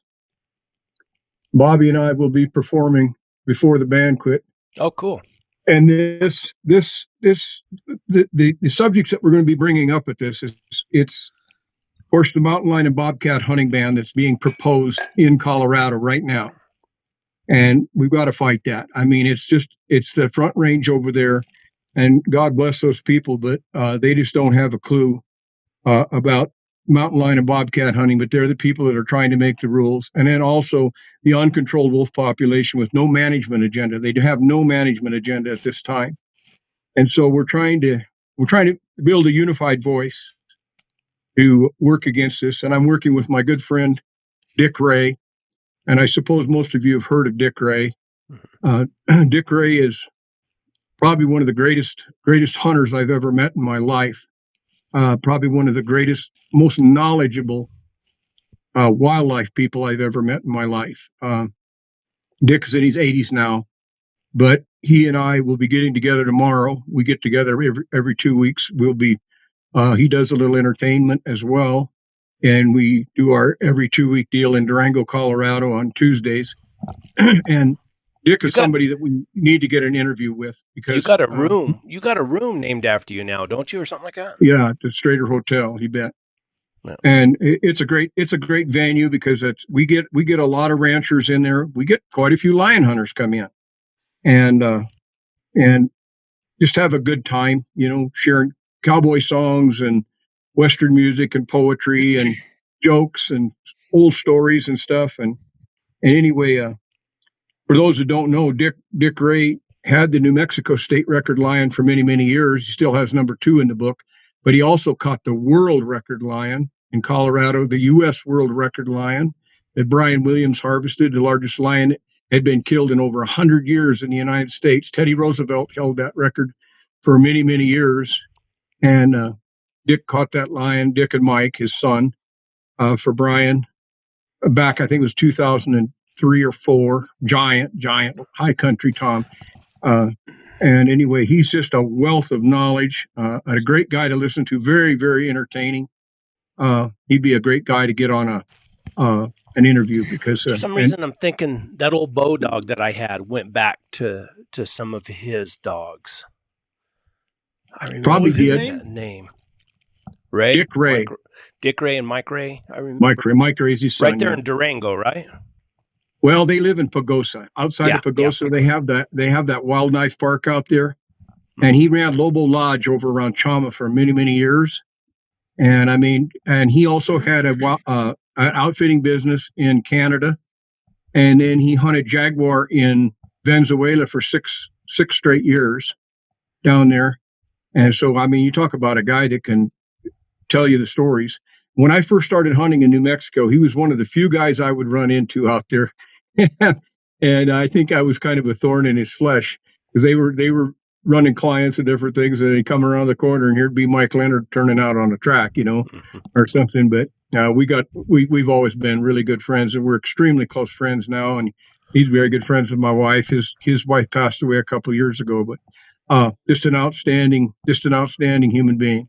Well, maybe one of these days you could help me, and I could go up there and talk to him. Won't be a problem. Perfect. He's originally from Belen. Really? Yeah, he grew up in Belen and started hunting down there. Yeah, and then moved up this way. But yeah, I remember. I'm trying to place it, but I can't figure. My memory's not that good. Brett, did you ever know a hunter in New Mexico down there at Bosque Farms? His name was Tom David. No, I can't say I did. Okay. He hunted the White Mountains of Arizona mostly. Pretty heavy bear hunter, but had a lot of good dogs. And someone asked me about him the other day. He'd be in his 70s now, but he had a pretty big clientele, I know, for a long time. Yeah, I didn't. I never. Bosque Farms wasn't. It's just right up the valley here. Yeah, right. I never heard of him. Yeah. Pat, Pat Wantlin, you mentioned his name earlier. I'd been talking to him on the phone, and I was supposed to go interview him. Right after I'd called, and that's when he had his car accident. Yeah. Yeah, I talked to him just a few weeks before that too. He was pretty down and depressed about the lion population and everything about that time. But when I first met Pat, he was living in Camp Verde, and boy, he had a lot of dogs. Holy smokes. Dale Lee had been living there at that time with him. And I ended up, Dale was living in that old camper out there. And when Dale moved out and went back down to Tucson and it was getting pretty bad and stuff, I was camping in that old camper there. And it wasn't too plush. What's the name of the guy, Benny? Eric Klein. I got a CD that he gave me of where Dale had recorded it for somebody. It's in addition to nobody's really ever heard it before. And I guess when Dale was old, he just moved. He lived with Riley Miller over there for a while, didn't he? Yeah. Oh yeah. We only knew Eric Klein because of Mike Leonard. That's right. Yeah. I haven't heard from Eric in a long time. I guess he's still up there in Dove Creek and that area. I called him just a couple weeks ago. He lives at Dove Creek, but he quit his job over there, over at that gas plant in Utah. And he's now working outside of Denver, and he has an apartment over there. And so he's on a 7 on, 7 off schedule, or 6 on, 6 off, something like that. And so he's over there close to Denver when he's working, and then he goes back home to Dove Creek. I talked to him 3 days ago. I see. Yeah, I hadn't heard from him. I knew he was hunting a little bit with that Brian Lyons a couple of years ago and stuff. And one day when we were doing a show there in Durango, John Proud from Vermont, who I know very well and hunted with, and comes out here every year and spends a couple months hunting and hunted with me and stuff. He came, and Brian and he came in and spent the day with us. So. Yeah, Eric also started a new venture. He bought some PBR bucking heifers as calves, and now he's AI. He's got 3 heifers, and he's AI'd those heifers, and so he's trying to get into the bucking bull rough stock business. Well, there's money in it if you get the right stuff. I know that. Yeah. Oh yeah. I got a friend down the road here. His name's Ron Baca. Ron was in hounds when I first moved here. He was mostly into competition hunting and things of that nature, but he's had lots of different ventures. They have a big ranch up on what's the big peak over by Grants? I can't think right now. Anyway, Mount Taylor. And yeah. Anyway, he's got into these longhorns, and boy, he's got some longhorns. I mean, they have got longhorns. Well, this morning I was heading over that way. He just lives up the valley from me a little ways. I come around the corner, and there was a bunch of flashing lights and everything. That's the first time around here I've ever got to see a longhorn stampede. They let them out of one pasture, and they got out on the county road, and they were stampeding down the road, and they didn't have any horses. They had 4-wheelers, and they had animal control out there. They had some state trucks, and they were trying to corral those things. And the faster they run them with those 4-wheelers, the faster they went and through the fence. And oh my gosh! And I saw Ron going back down the road, and he was winded. I could tell. I said, "Oh, thanks for the stampede," you know. Does anybody out there in the gallery have any questions or anything? I think seen any, Chris? What? I've seen a couple. Chris had told me today that he had contacted Ed Vance about coming on, and we didn't know it.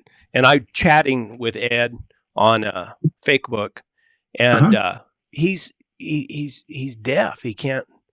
He had been he's yeah, exactly. But he said he had gone to a school and learned how to read lips. So you have to do it in person. Because I asked him, I said, I'd like to have you come on sometime. And he said, I just don't feel like I could do it. And because I told him, I said, you can come on, and you can talk about your book and this and that. But I told him, I said, I kind of felt bad. And I said, well, no problem. I said, we'll still talk about your book. So told him, I said, I tell everybody, I'm sure most everybody knows about it, but Trained by a Hound Dog. It's a great book. It's a great read. Excellent. It'll go down. Read. it'll go down as one of the better hound dog books ever written. And, I agree. And I think he'll sign it. He'll sign it for you. Yeah, he signed mine. He didn't know me from Adam, but yeah, you can get it on Amazon, or you can go to his website when we're done with this deal, and I go back and Trainedbyhound.com, ain't it? Yeah, I'll put it in the description of this video, a link. And if a guy wants to buy it, I think you save a little money going directly to his website. You know, when you buy it from Amazon, they get a big cut, so that I'm sure the price is higher on there. Yeah, it is a little higher. Super nice guy. It's not bad, but yeah. Super knowledgeable guy. Oh yeah. And I just don't think you'd have to go in person where he could watch you, I think. And right. This would be hard, even though we can see each other. You know, we kind of have a delay, and heck, sometimes it's even hard when we can hear each other. It probably wouldn't work. Yeah, exactly. Yeah, well, that's too bad. It's hard enough with Benny, so. Hey, don't make me get the spear. He already has a necklace. I know. He put that necklace on and get that spear. Job being one of these. Yeah, trainedbyhound.com. Here's a question. How do you breed? Best to best or how? Well, I would say there's some of the best to the best, but I more so than that, I've got to know the bloodlines and what's behind them, and that's what I found out. I did a lot of best to best breedings, and genetics. Came up with a very mixed bag of things, and so trying to get into a bloodline that's been established quite a long time, but has got a reproducing bloodline, and sometimes you'll get a matriarchal bloodline that breeds along the female lines. Once in a while, you'll get a truly prepotent stud, and sometimes when you get a mixture of those two, you'll end up with a high percentage of pups. With the cross that Neil and I had worked with the salt dog that came from Jeff Allen on the crystal dog, my crystal dog that came from Stephen Galantine in California. That was just a magic cross. But those dogs had been bred along those lines so long. They were both outstanding dogs. Yes, very outstanding. But it just clicked. And you could just about just walk up there blindfolded and reach in there. And if you know how to hunt and stuff, and you were going to make a hound. And I mean better than average. So best to best, yeah, that's the best, if that's the best you got. But please try to find out what's behind them, because sometimes they just don't cross up. And so it's a crapshoot, I'm telling you. But the established breeders that have been doing it a long time have found that out. And there are some old books out there about line breeding and different things that you can look at. Some of them are more tailored around cow dogs and stock dogs and things of that nature. But dogs are dogs, and the working traits and the working abilities, that they have, they're working animals and stuff. And so, just because, I chased that magical stud dog a long time, and it didn't always work out for me. But once I found those breeders that were having consistent success and consistent over generation, I don't mean one or two, but many generations, and they knew what were behind them, just like that paper that Benny was reading off of. That's not a registration paper. That's written from memory. That's written from knowing the dogs and what the dogs did. And I could tell you when that dog started and how he was on a cold track, how he was on a jump track, how he was to break off trash, how easy he was to handle, and those kind of things, and take you back through all those dogs. Well, having that kind of history, that's a very, very valuable thing. And the most successful breeders for big game dogs. Now, I can't speak for the competition hound world game. Those guys know their business, and they're in a totally different world. I mean, it's a totally different game than what we as big game hunters do. And I tried lots of competition dogs. I found some that would work too, but not many for what we really do in the extreme cases. But they're doing a different thing, and we're doing a different thing. That Josh Michaelis, I don't know anything about the competition coonhounds, but I was talking to him, and he said that they bred those dogs to be so independent. So they go out and find their own coon in their own tree, that they had a male dog that wouldn't even breed a female. It wouldn't even have nothing to do with them. Here you go. Is another question, Mike. How would you go about breaking dogs if you didn't have a finished dog to help? Well, you're going to wear some boot leather out there.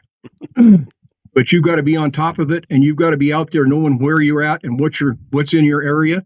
You got to get to know your dog, and you've got to stay on top of them. But the foremost thing with a dog like that is get that dog to handle. If the dog won't handle for you, I mean, you're not going to be able to break that dog. You might ruin him. You might get him bent, but he's never going to reach his potential. I'm very, very strong on teaching dogs to handle, and that may come from my bird dog background, but my dogs all handle. And I mean, when I say handle, I work my dogs with a whistle. I don't use the tone very much. I don't get on the collar an awful lot. I've seen more dogs ruined with collars. Now I have them. I have Garmins, believe me. But when I'm out there on a track and I'm free casting my dogs and they hit a track, the first thing I do isn't go to my Garmin like that. The first thing I do is get my ear in the wind and start watching those dogs and knowing what your dog's doing. You can't train a damn dog looking on your Garmin. I don't care what you say. I see these guys out there and it's pathetic. And I'm sorry, guys, but it's like watching a bunch of monkeys out there chasing and grabbing dogs and slinging dogs this way and that way and trying to load their dogs and stuff. Now, my dogs, they know their name. They know to come to me.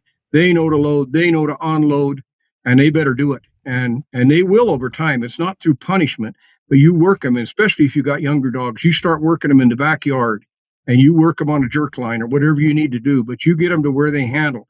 And I'll tell you that if there's anything that people will say about Mike Leonard's dogs, if they've hunted with me, they will say his dogs handle.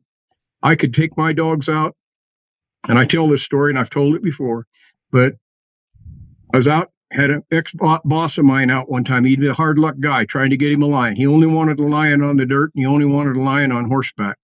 Took him numerous times, never got the right lion and stuff, but he was a good sportsman. We got out one day and we were on an old big lion track, and it was pounding and grinding and grinding. I mean, it was going slow, and we went 2-3 miles, maybe more, and got down there, and boy, the dog's Kate was out in front, and that's another dog I got from Jeff, and she hit it, and I threw her head up, and I mean, she hit it, and I says, either that lion was laying right there, or I said, or they switched tracks. Well, they'd switched tracks. They'd switched onto a real fresh track, and they ran this little Tom about 400 yards and treated him. And they were there at the tree, and it was a short tree, probably 30 foot, and he was up about halfway. Probably a 120-pound lion. We got down there. It was a real pretty, beautiful day, and tied the horses up real close to the tree, and they were treeing, and dogs get kind of wound up. They could see the lion and everything. I probably had half a dozen dogs, and I looked up on the hill, and I saw a dog coming off the hill, and I counted my dogs, and they were all there, and so I kind of kept watching. A little bit later, I saw a guy come walking out of the trees up there and heading down that way. Well, he gets down there to the tree, and he was a friend of mine, a guy I knew, a good lion hunter. I hunted with him a lot, hunted a lot of bear with him. And he said, "Oh, you caught into my lion track." And I said, "Oh, I'm sorry, Wayne." I said, we were on an old track, and I said, they switched and got on this track. I'm sorry, but I couldn't stop them. And, "Oh, no problem. We mostly got just pups, And we were walking the track out, helping them and walking. And these guys could walk, believe me. These two guys, they were walkers. And anyway, the other guy finally got there with the rest of the dogs, and they kind of got the dogs a little interested there at the tree and stuff. And he says, "Are you going to kill that lion?" And I says, "No, we're not going to kill it." I says, "Larry only wants a big lion, a trophy, And he said, "Well, do you mind if we jump this lion out for these pups?" And I said, I don't care what you do. Said I wouldn't jump it over a time or two, because I don't like to keep jumping lions, because I've seen lots of lions die later because of that. And that's a different story, but I can tell you. But anyway, I said, just let me get my dogs and we'll go, and then go ahead and do what you want to do, He said, "Well, we'll help you catch them." And I said, "You have to help me catch them." I said, "I get on that gray horse over there and I blow that whistle." I said, "They'll be with me." He said, "Well, they're on that tree." I said, "Well," I just got over there and swung up on old Gus, and Larry got on Shadow, and I blew that whistle. I said, "Come on, dogs, let's go." And they kind of looked at me, and the older dogs come right to me, and a couple of younger ones kind of hunked, "Come on." And here they come. And we just rode off and left them, and we got out there, I don't know, 500, 600, 700 yards. We heard the roar, they jumped that cat out. Those dogs never went back. It was getting a little later, so we just went on to the trailer, And time we got to the trailer and loaded the two horses up, the dogs just jumped in their compartments. I had a custom trailer built with dog boxes in it. And one of their dogs had come on and followed us over there. And so I loaded him up, and I says, I know those guys had walked a long ways. And so I says, let's go find those guys and give them a ride, give them a ride back. And so we did, and we found them a ways down there and had their dog form. He said, I saw something today I've never seen before. You call a pack of dogs off a tree like that and just ride off. And I said, when you hunt these dogs every day and you're out there with them and you're camped with them and you're doing that and you're handling them, they have got to handle, and they've got to do that, and they will learn that if they've got any brains in their head. And hounds are smart. They handle a little different than bird dogs, but they're smart, and they get it. And once they know you're part of the game, it becomes pretty darn easy. But that's the first thing in that trash breaking deal, is get those dogs to handle. They may not handle quite as good as those did, and you're going to have some trial and error, and you're going to have some trash races and different things, but get them out there and get them on the right game. Get them on the right game. Do everything you can to get them on the right game to start with before you start this breaking process. And get them on and reward them and get them. I don't care if you're running coon, cat, bear, whatever it is, and get them on the right game and get them on the right game. They're going to have some flub ups. When they do, take them off, reprimand them, get them back on the right game. And don't just hammer them with an e-collar. I mean, because a lot of times you'll take the hunt completely out of them. I've ruined a couple dogs myself, I'm ashamed to say, but I have. I had some coyote runners that were supreme coyote runners, and a coyote can really mess your day up. And deer and elk are one thing, but boy, coyote, holy smokes, when they get hard on coyotes. You ever had trouble with your dogs cold trailing coyotes? Not too much. Okay. I mean, they got so good at it, some of those trash runners, I think they were cold trailing them, but generally coyote leaves a lot of scent. And a dog will run a dog. I mean, a wild dog. When I was running my bear dogs, I had to be real careful if I was close to town and stuff, because if somebody had a wild dog or loose running dog and stuff, those dogs would strike a dog track, and they'd run that dog and bay him and take him down. I mean, They would. They were that way. So yeah, I had to really work on that too. So it's just something that's bred into them, Are you still breeding the Southwest Nats stuff? I'm not, but Neil is. You know where to go get it? Yes. And also there's a source in the California area, and there's quite a few of those dogs in Utah as well. They're spread around quite a bit, but I don't know too many people, but they're out there, and that's a great strain of hounds. How'd you start your dogs? The age? I generally start working with my pups just as soon as I can. 6, 8 weeks old, I'll get them following me. I'll get them trailing me up. I'll take them on walks in the woods, and I want them to know their name and things of that nature. And it's mostly playtime to start with, and just get them to handling. And before long, when they get a little older and stuff, I start teaching them how to load in a truck and take them on little drives and stuff so they don't get car sick. And I haul my dogs in a trailer a lot. I have a dog box and stuff, but mostly I'm hunting when I have horses. So I'm in the trailer. So they have to learn to load in a trailer and up in a trailer compartment and things of that nature. But I get them through all those rough things that can torment a young dog, scare the heck out of him. When you're in a hurry and you're going hunting and drag that pup, and you're dragging him around and slinging him in there and stuff, it's not the best start for him. And then I do start introducing them to caged game. And I like coons myself, and I've got a lot of coons around here I can trap and stuff. And I'll start them on a caged coon and different things just to get them interested and pull it up and kind of bring their game blood up. And then I do use scent drags, and not drags. I don't use drags. That's just a term. You got that pole. I remember. I've got to know I've got a method that I outlined that in the old Shade Tree or in the Yeah. Big Game Forum. That you can go on the homepage even to this time and look at the top of the home site, and you'll see cat dog training, and that is my training method to starting young pups, before a year old, with gland scent and a reward, and I lay out how I do it and how I lay the track, and then as they begin to I went to the hardware store right after I read that and bought the stuff to do it. Started doing it right away. It works, and I'm not saying that. And I've used Gras, Glands, Lion, and Bobcat scent for years. It was outstanding. Mr. Gras, he's passed away now, was a good friend of mine in North Dakota, and he made a premium product. I've still got quite a bit of it out here in the outside fridge. And I used it. It lays a long, low-lasting scent. And I could get up to where I was working those dogs when they got older on 12-hour-old tracks on the dirt. And once they get to that point, you're generally to the point at that point you can get out there with those dogs. You've got a handle on them. Now go find some game. And it's going to take some boot leather, like I said. You're going to have to walk and help them because you don't have an old dog. And sometimes an old dog's more of a hindrance than it is a help. It just depends if you have an outstanding old dog, or he's jealous, or he's slow, or he's just, sometimes these old pup trainers that people sell are just dogs that are wanting to dump and get rid of. They don't have the heart to keep it longer and live them out or put them down, so be real careful with that. Go hunt with that dog. Spend some time with that dog before you buy that old pup trainer, because you'll spend some pretty good money for him anyway. Let me tell you a story. You get out there and do it. Get out there and do it like that, and then get them on that game and repeat that process over. And if these dogs got it in them, it'll come out. If they don't, and after a certain period of time, you've got to cut your losses and move on.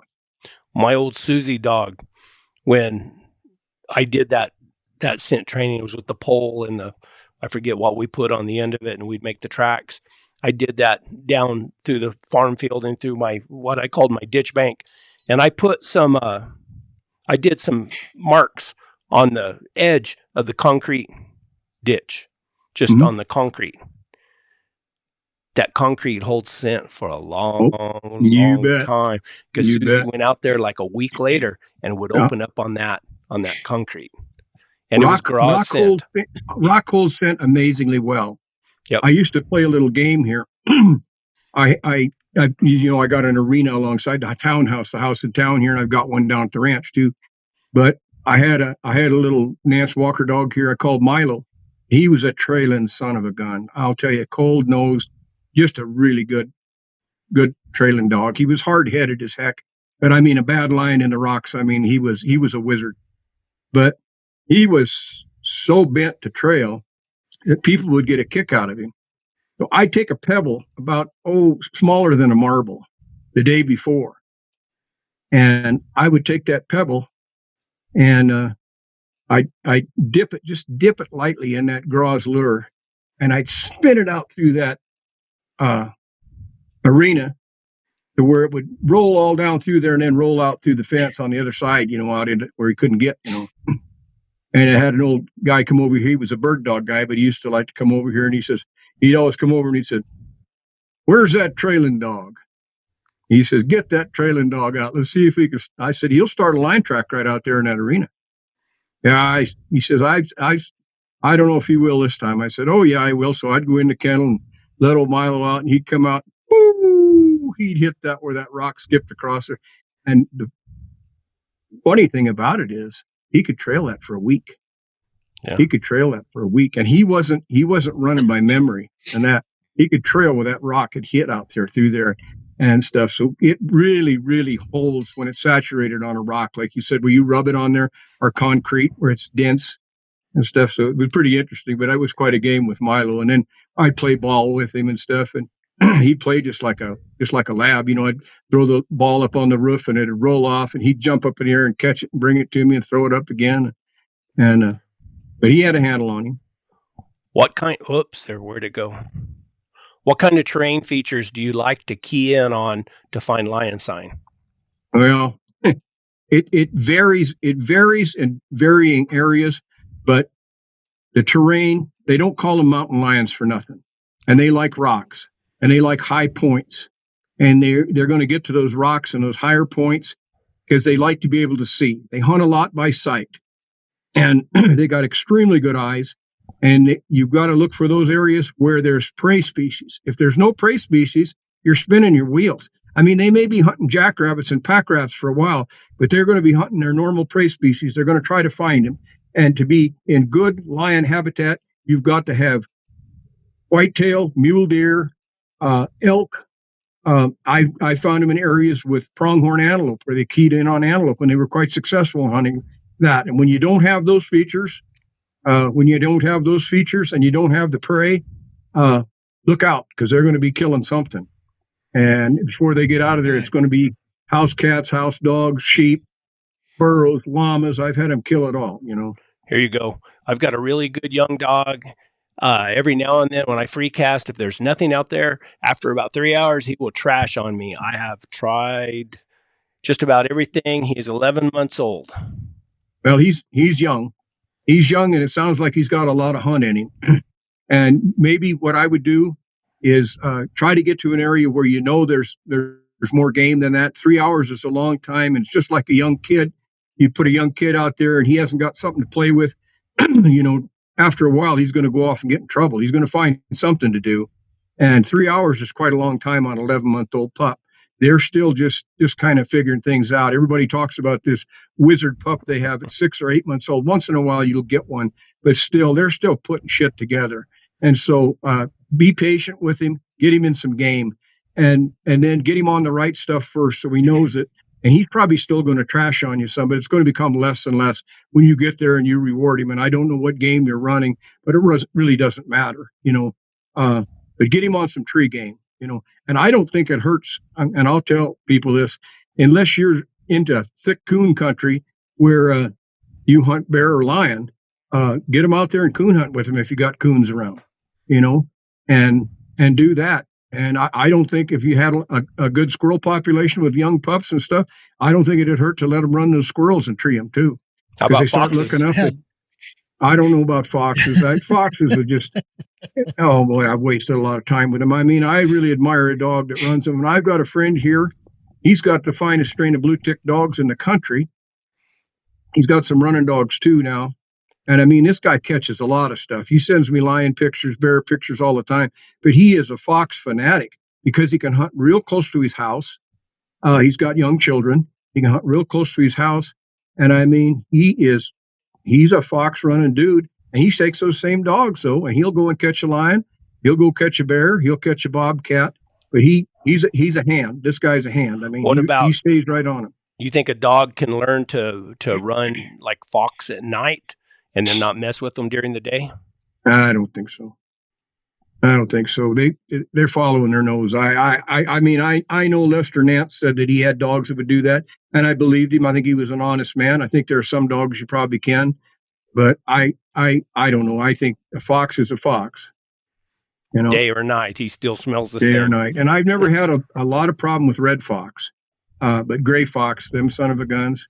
And they inhabit a lot of the same areas that lions do. They like the rocks. They like. I honestly believe that a fox smells like a lion. I think they do at times. I've got video. Where was it? I got the video of a fox laying in a lion scrape. Yeah. Rubbing, like a dog will lay down. Roll in it. Yep. I got it. Yep. Where did I see that video?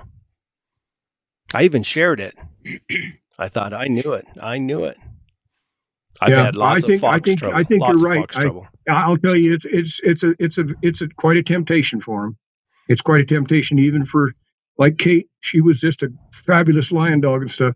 But old Kate, she couldn't take it after a while, and there was a fox, and she'd start ringing that tail, and I could tell. I knew after a while, because when she hit a lion track, she was a different dog. But when she would start working it, and I'd say, Kate, you're foxing on me. And she'd come back to my horse and roll over on her back and stick her legs up, and then usually she'd go on. But she sure wanted to run them, She wouldn't mess with a coyote. She wouldn't mess with anything else. But Chris, fox were pretty tempting. And I want to run fox. That's the problem. I'm trashy just like those dogs. Man, I'm like that guy you were talking about.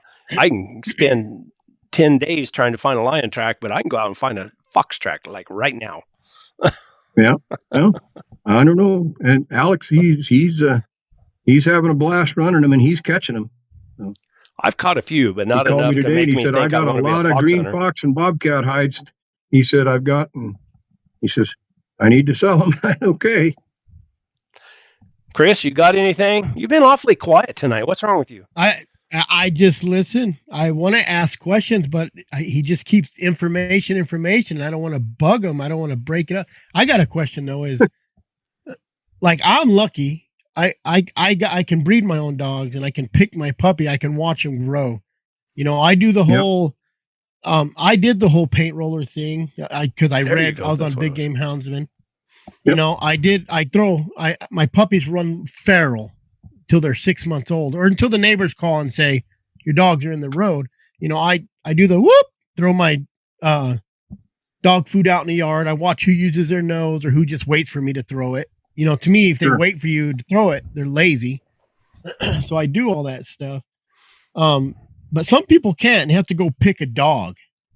Mm-hmm. And everybody has their thing. When I was picking bird dogs, labs, I take that dog, I put it on the table, and I put a chair by it.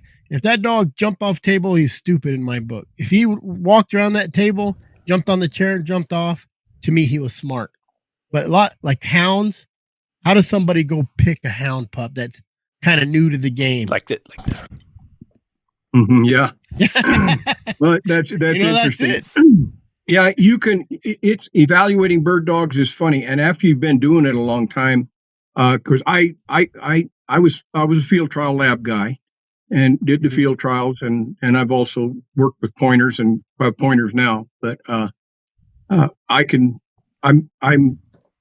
watch the parents of those dogs work and different things, and generally go in and kind of, I don't know,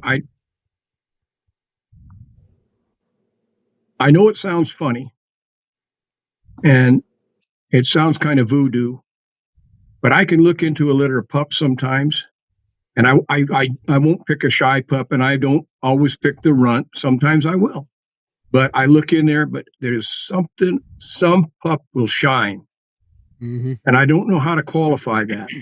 I got a bird dog out here, German short hair female. I went in and looked at the whole litter that was there. They had every one of them numbered, everyone on the bench, everyone in the pen, everything like that. And they were quite a ways away. They showed them all to me. I said, I'm coming up to pick up number 4. I got up there and the breeders were there, and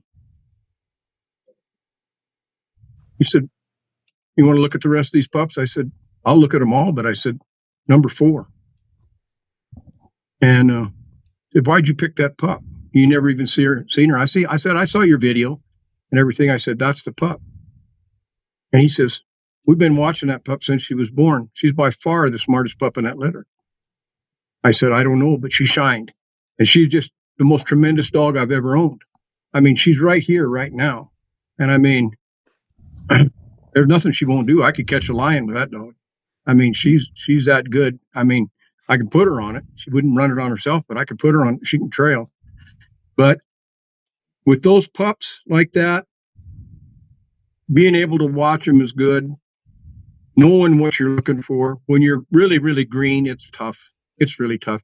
Now, Chris, where do you live? North Arizona. I'm down, like I stay down South Arizona, and I do a lot of work.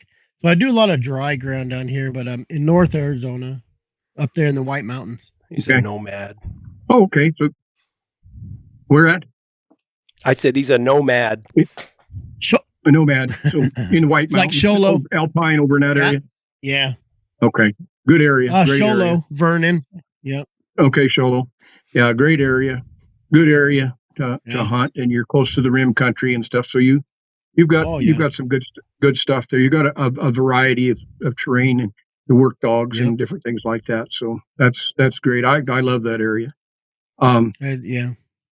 Yeah, it's good, but it's really hard just to walk up to a pen of pups and, you know, well, who are they out of? Well, Reddy's standing over there and Abel's standing over here, and they're out of them, and we've caught lions with them. Oh, so they ought to be good pups. Well, it's tough. That's a tough deal. Sometimes I'll have to tell you, I go with my gut, and that's why that one will shine to me. And I've been pretty lucky with it. You And know, with bird I've dogs, raised a lot, like you. I've raised a lot of my own pups, so I've got to observe them from the time they were born up through the time that they're started dogs, and some of them finished dogs, and so that really helps too. yeah, Those traits that you look for. And you talked about the stupid Labrador that clambers around, falls off the table and stuff. Yeah, I know what you're talking about there too, because brains means a lot to me in a dog.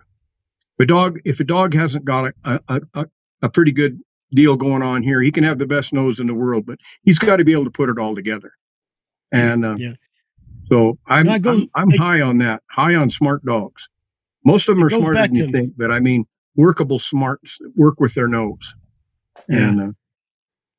And, going back to manners, you talk about manners, and we always say pay attention to your dogs, but those dogs pay attention to you a lot more than you think, because like with my dogs, I've been at bear tree. My last bear trees last year, I didn't leash up. When they know I'm leashing up, tying them to a tree, they know I'm gonna kill a bear. They know it. Mm-hmm. But when I turn around and I walk off and I start yelling for my dogs, they know we're not going to kill the bear. Yeah. So they read you just as much as you read them, but you bet you do. And if you go out there, it's just like working a horse, Brett, you know this, but if I go out there some days and I've got a young colt out here in the round pen or something, and I'm in a bad mood, I've had something pissed off and this sort of thing, and I go out there and those dogs can just feel your energy, and they just know it, and you're not going to get a lot done with them, anything good, but you go out there and you have a pretty open attitude, and you feel good about it, feel good about dogs. I think another thing about dogs is you got to like that dog. I like dogs, but there's some dogs you just like better than others too. Yeah. But there's those dogs that you hate that are, I've had them. The dogs that you love to hate and hate to love. And it's a hard relationship. I had a dog named Andy. Hard relationship. The guy had heart, but he was dumb. But you put him on a track, he would bite a bear in the butt, get drug up. He was just a hunting dog, but he reminds me of Mice and Men. Good old Lenny. Yep. Just a big, dumb guy, but he was strong. Yeah. Good analogy. Those are the dogs that make you a houndsman, I think, because you have to have that patience. And it's tough to have patience. It's really tough. My little blue dog would test me. He was a son of a gun.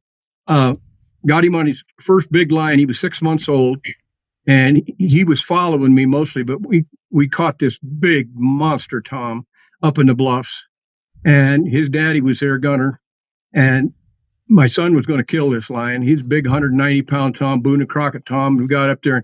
I mean, that lion was mucking those dogs out, but those dogs I had a rough bunch of dogs. And that pup got in there, 6 months old, and that lion ripped him from the throat all the way down to his belly, ripped him open, and he never quit. I mean, he was in there, and I mean, he was just wild. And I mean, we got that lion killed and got him out, sewed him up. And that dog hated lions. I mean, like mortal hate for them lions his whole life. But he would aggravate you sometimes because he's the dog I said he'd lose his hearing because he would just go and go and go. And sometimes I'd just be so frustrated with him, but then I loved him, like you said, on the other hand, because he was so tough. And he would just, he didn't have any limitations. His daddy didn't have any limitations. He'd run up and bite a bear right in the face. I mean, he didn't have any limitations. I mean, and that dog lived to be 17 years old, believe it or not. He has scars on every part of his body. And I hunted him, and he caught lions till he was 15. And I finally he got so deaf, truly deaf, I had to leave him home because I'd lose him all the time and stuff. And he lived to be 17 and was playing with the pups. And that evening he went over and laid down by the horses, and that was it. That's pretty old for a hound. Can you hunt a pup too much? Yes, absolutely. Absolutely. You can burn them out. And it's just like working a young athlete too much. He's really doing good and stuff. And you really start pounding it on him, and you're starting to expect more than you say you are. You're starting to expect more, just like that 11-month-old pup. Still pretty young, You can hunt them and get them in good situations and stuff, but you can hunt them and hunt them. I tell a good story. I got a young dog from Van Johnson, young Walker dog. Call him Scout. Oh, he was a good one.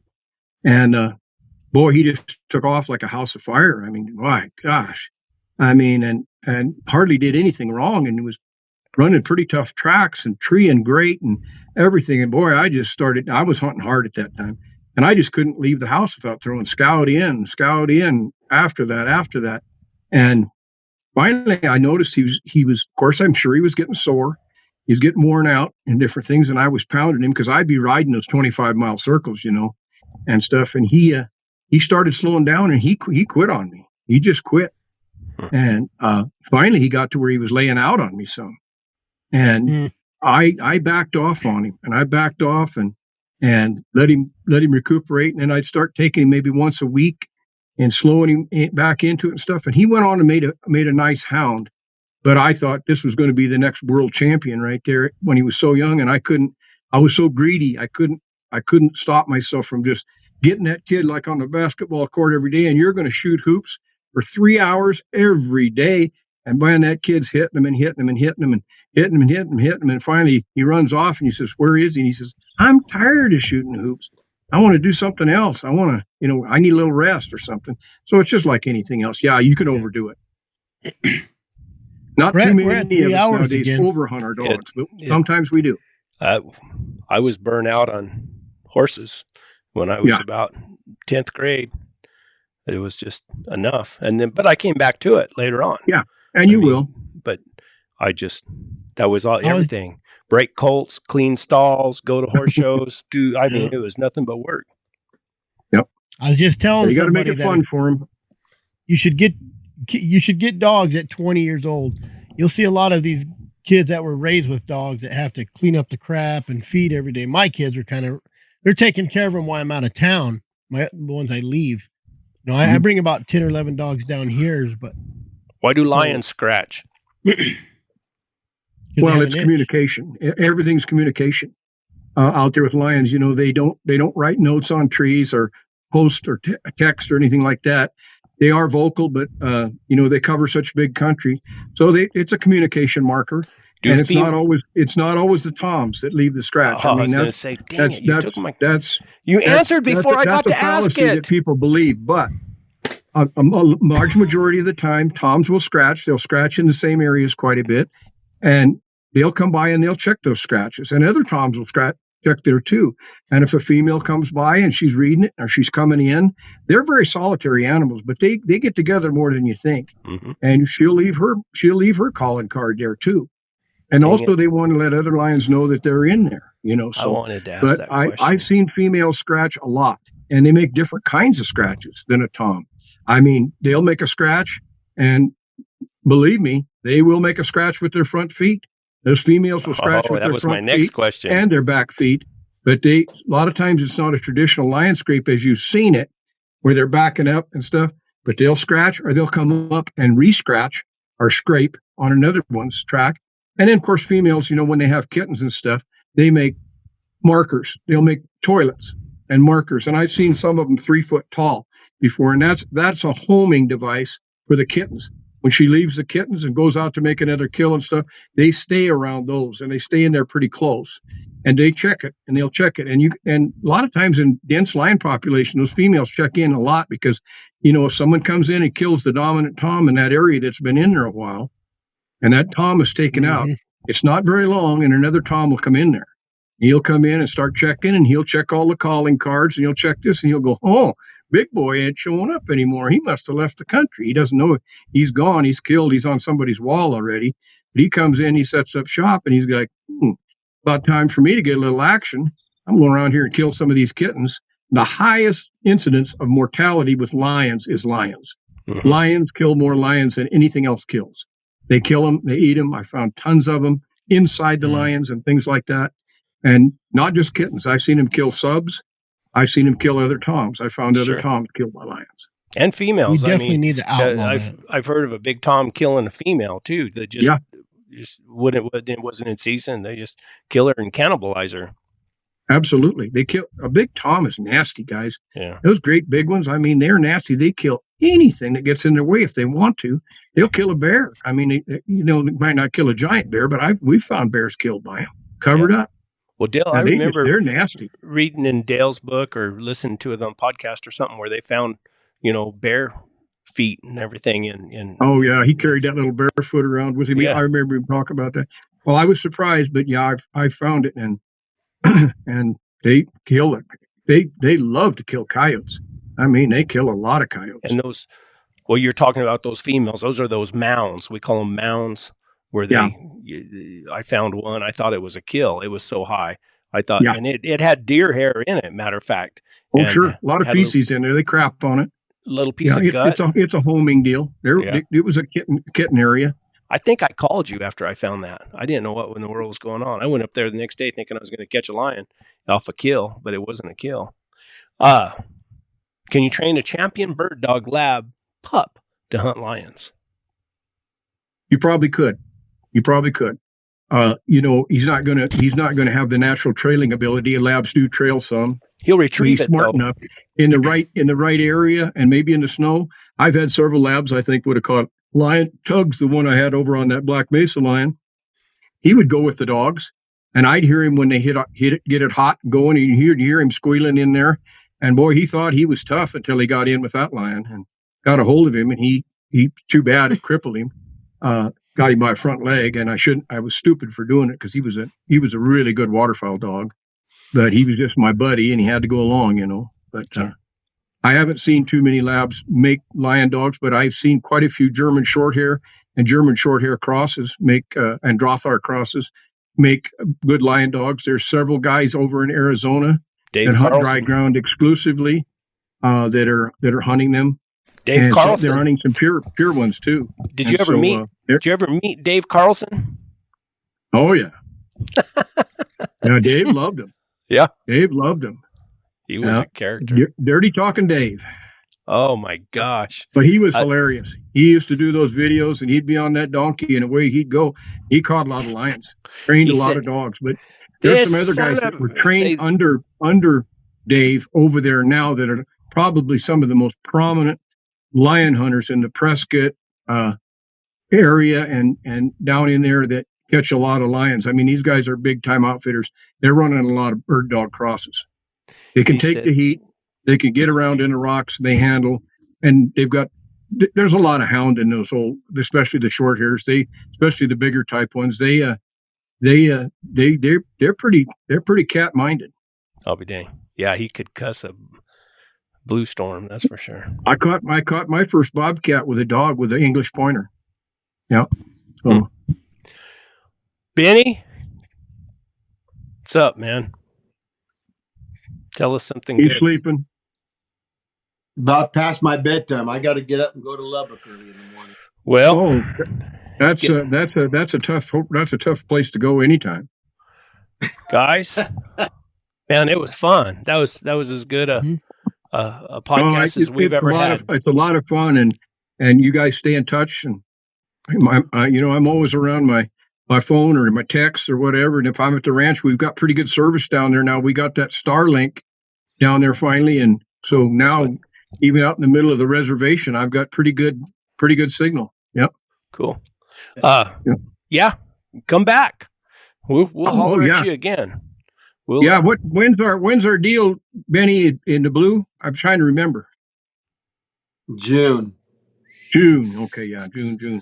Well, hopefully I see you guys before then, but if I don't, I will see you there, and I will bring some blueberry pie.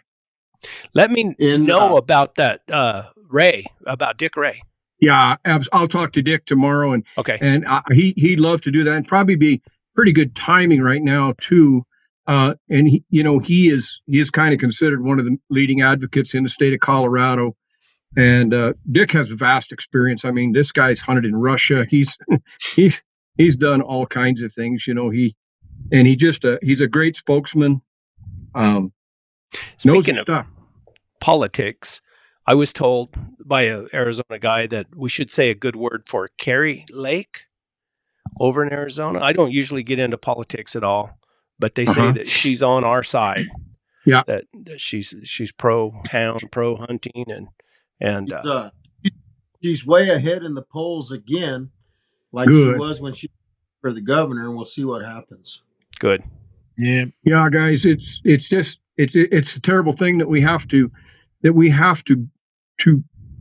be as we are and be somewhat activated to talk to people and share our passion for the sport. But I love to see a lot of the photos and the pictures and different things on social media, but we have to be so careful about what we post. And because we all know things happen out there, and things happen when you're out there hunting and stuff. But a lot of people don't understand it, and they don't get it, and they only see the bad side of it, and it paints a real dark picture. And I know you want to brag on your hounds and you want to brag on them, and it's great that you do. You love your dogs, you love your sport. But if you really love your sport and you want to see it continue on, and I want to see my grandson be able to do it, and I know he'll love it. You know, my boy's got to do it. My oldest son has hunted a lot, loves it. Now he's got a little boy, and I'd like to be able to see him be able to do it too. And you know, if we keep shooting ourselves in the damn foot, being stupid, you know, just to show off another lion or another this or another lion fight or things like that, you can share that with your buddies and different things like that. But on a social platform, stop and really think about what you're doing before you do it, because you're not doing your fellow hunters a real good service. You're really not. And hey, we're all in this together. Hey, I don't ever want to see it where we can't take a hunting dog out and hunt, and take a young person out and show them the thrills that I got to know as a young person and got to share with so many people. And it's a great sport. It's a great thing to do. It's part of our American freedom. It's part of our American pastimes that we've had, and it's also been a way of living. It's helped people make a way of living all these many years, especially as big game hunters. We know that very much, and so let's take care of it. That's a good word to finish on right there. Perfect. All right, you guys have a wonderful night, and go eat some porcupine. Thanks, Mike. Mike, thanks. Appreciate it. All right, We're gonna go eat some prairie dog. Bird dog. Bird dog. Guys, All right, thank good you. night, fellas. All right. Lit. Yep, bye, everybody. Hasta luego. Or whatever.